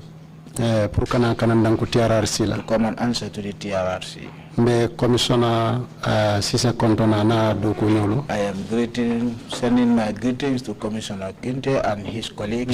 Lead Council Kondona. I am greeting the lead council SFL. I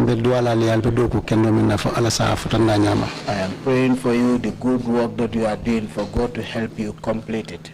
I am saying to the Gambian people, the reason why I am called before the TRRC is the time that I was working at the bulldozer.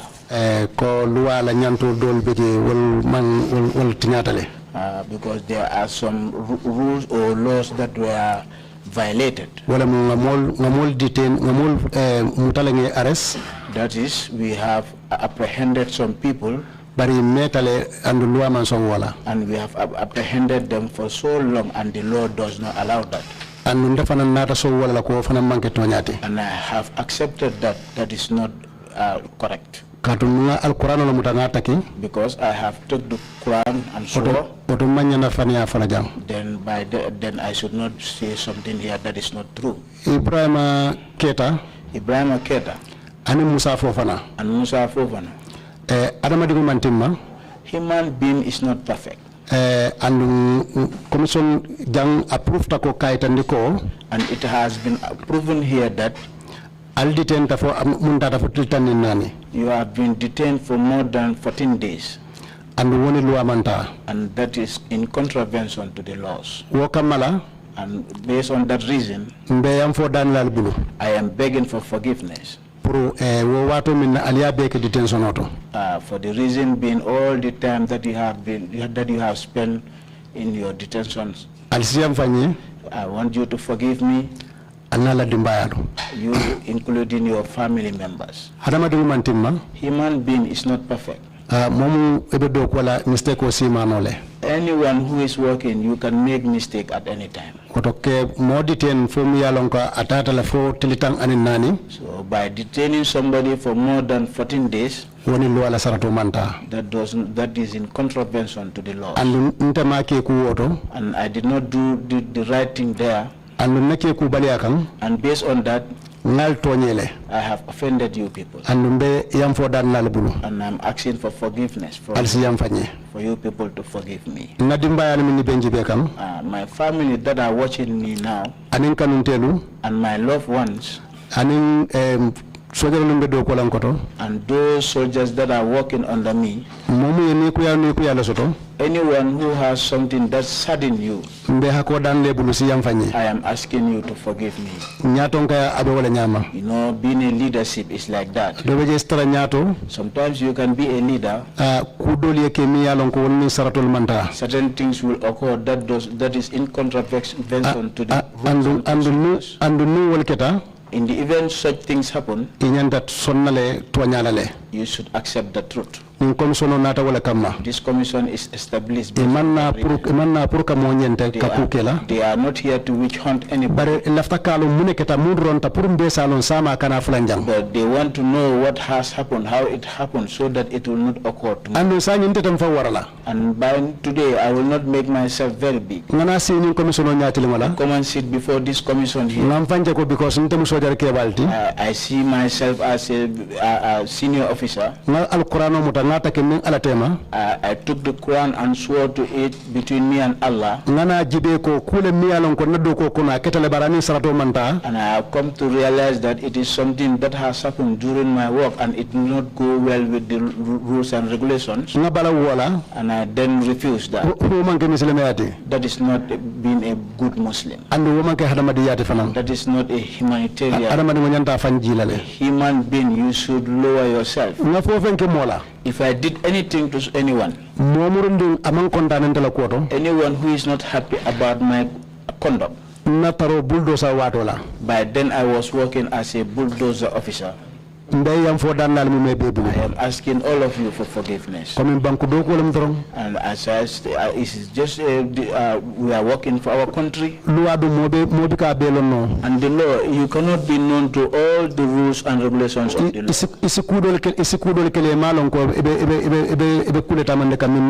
You can do something and you will not realize that it is against the law. And maybe that action has affected so many people.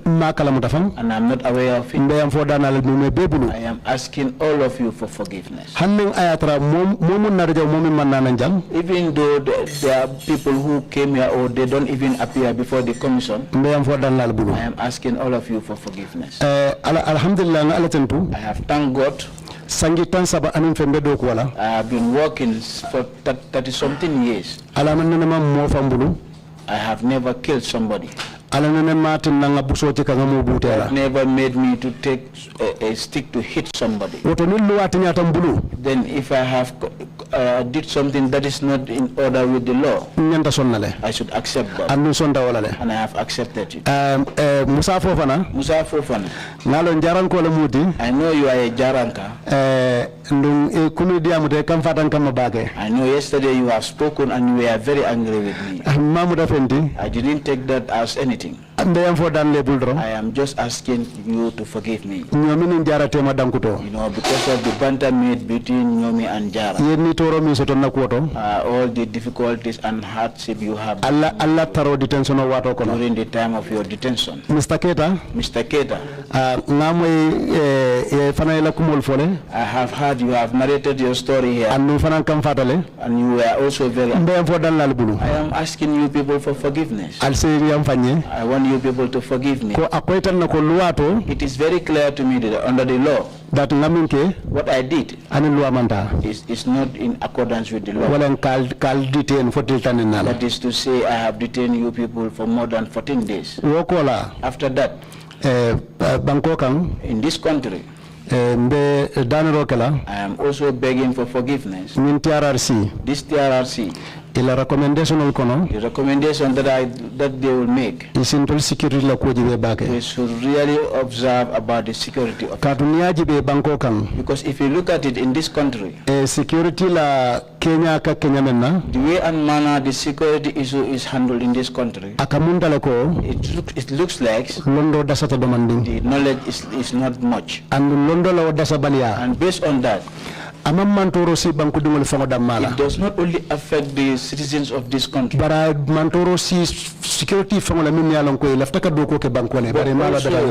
also it affects the people who are working in the security sector. Also, I am appealing to you for you to appeal to the government. They stand these academics, military academy for police academy, from military academies to police academy, so that we can see. By the time it will be phased out from the army. By the time it will be phased out from the army, those who will take over from us, they will be highly privileged. They will be highly privileged, so that they can do the work the way it's supposed to be. I am appealing to everyone from these my people that are sitting down. They are all the people that are watching. I am stopping here. I am just appealing for forgiveness. To show to Musa and Kijera. And also Alasan Jallo's family. I am asking you people for forgiveness. Forgive me. Thank you. Thank you very much again, Mr. Bojang, for coming to testify before the Commission.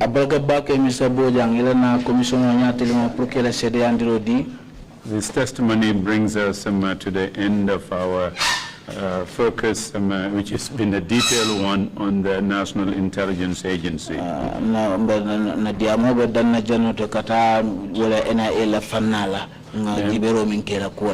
There may be some residuals, or remaining issues, concerning NIA that may come up.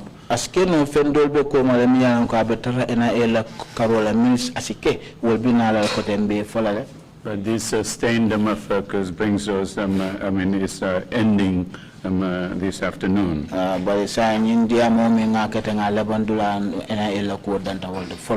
We have given this much attention to the NIA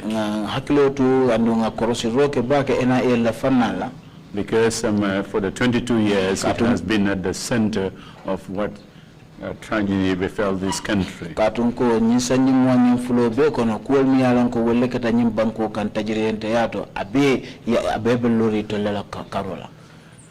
Since October 2nd, it's almost 4 good months. We had nearly 70 witnesses.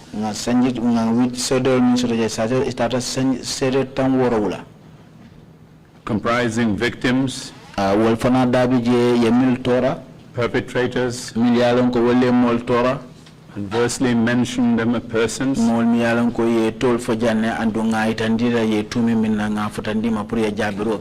and the former senior officers of the NIA. The 70 witnesses comprise this group. We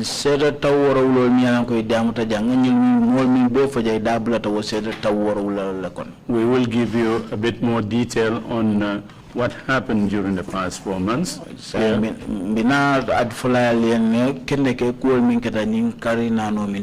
We'll give you that statement hopefully on Monday. So tomorrow morning at 10 o'clock, we would start a new theme. And as we said a few days ago, that focus would be on the West African migrants.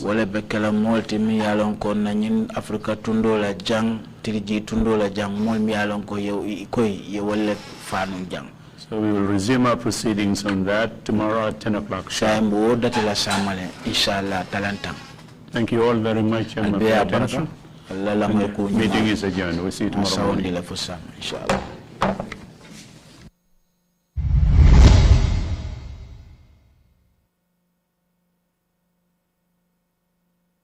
The Gambia may be the smallest country in Africa, but it will host the second largest gathering of world leaders in 2022. To successfully host the OIC Summit and put the Gambia on the global stage, the government of the Gambia set up OIC Gambia to mobilize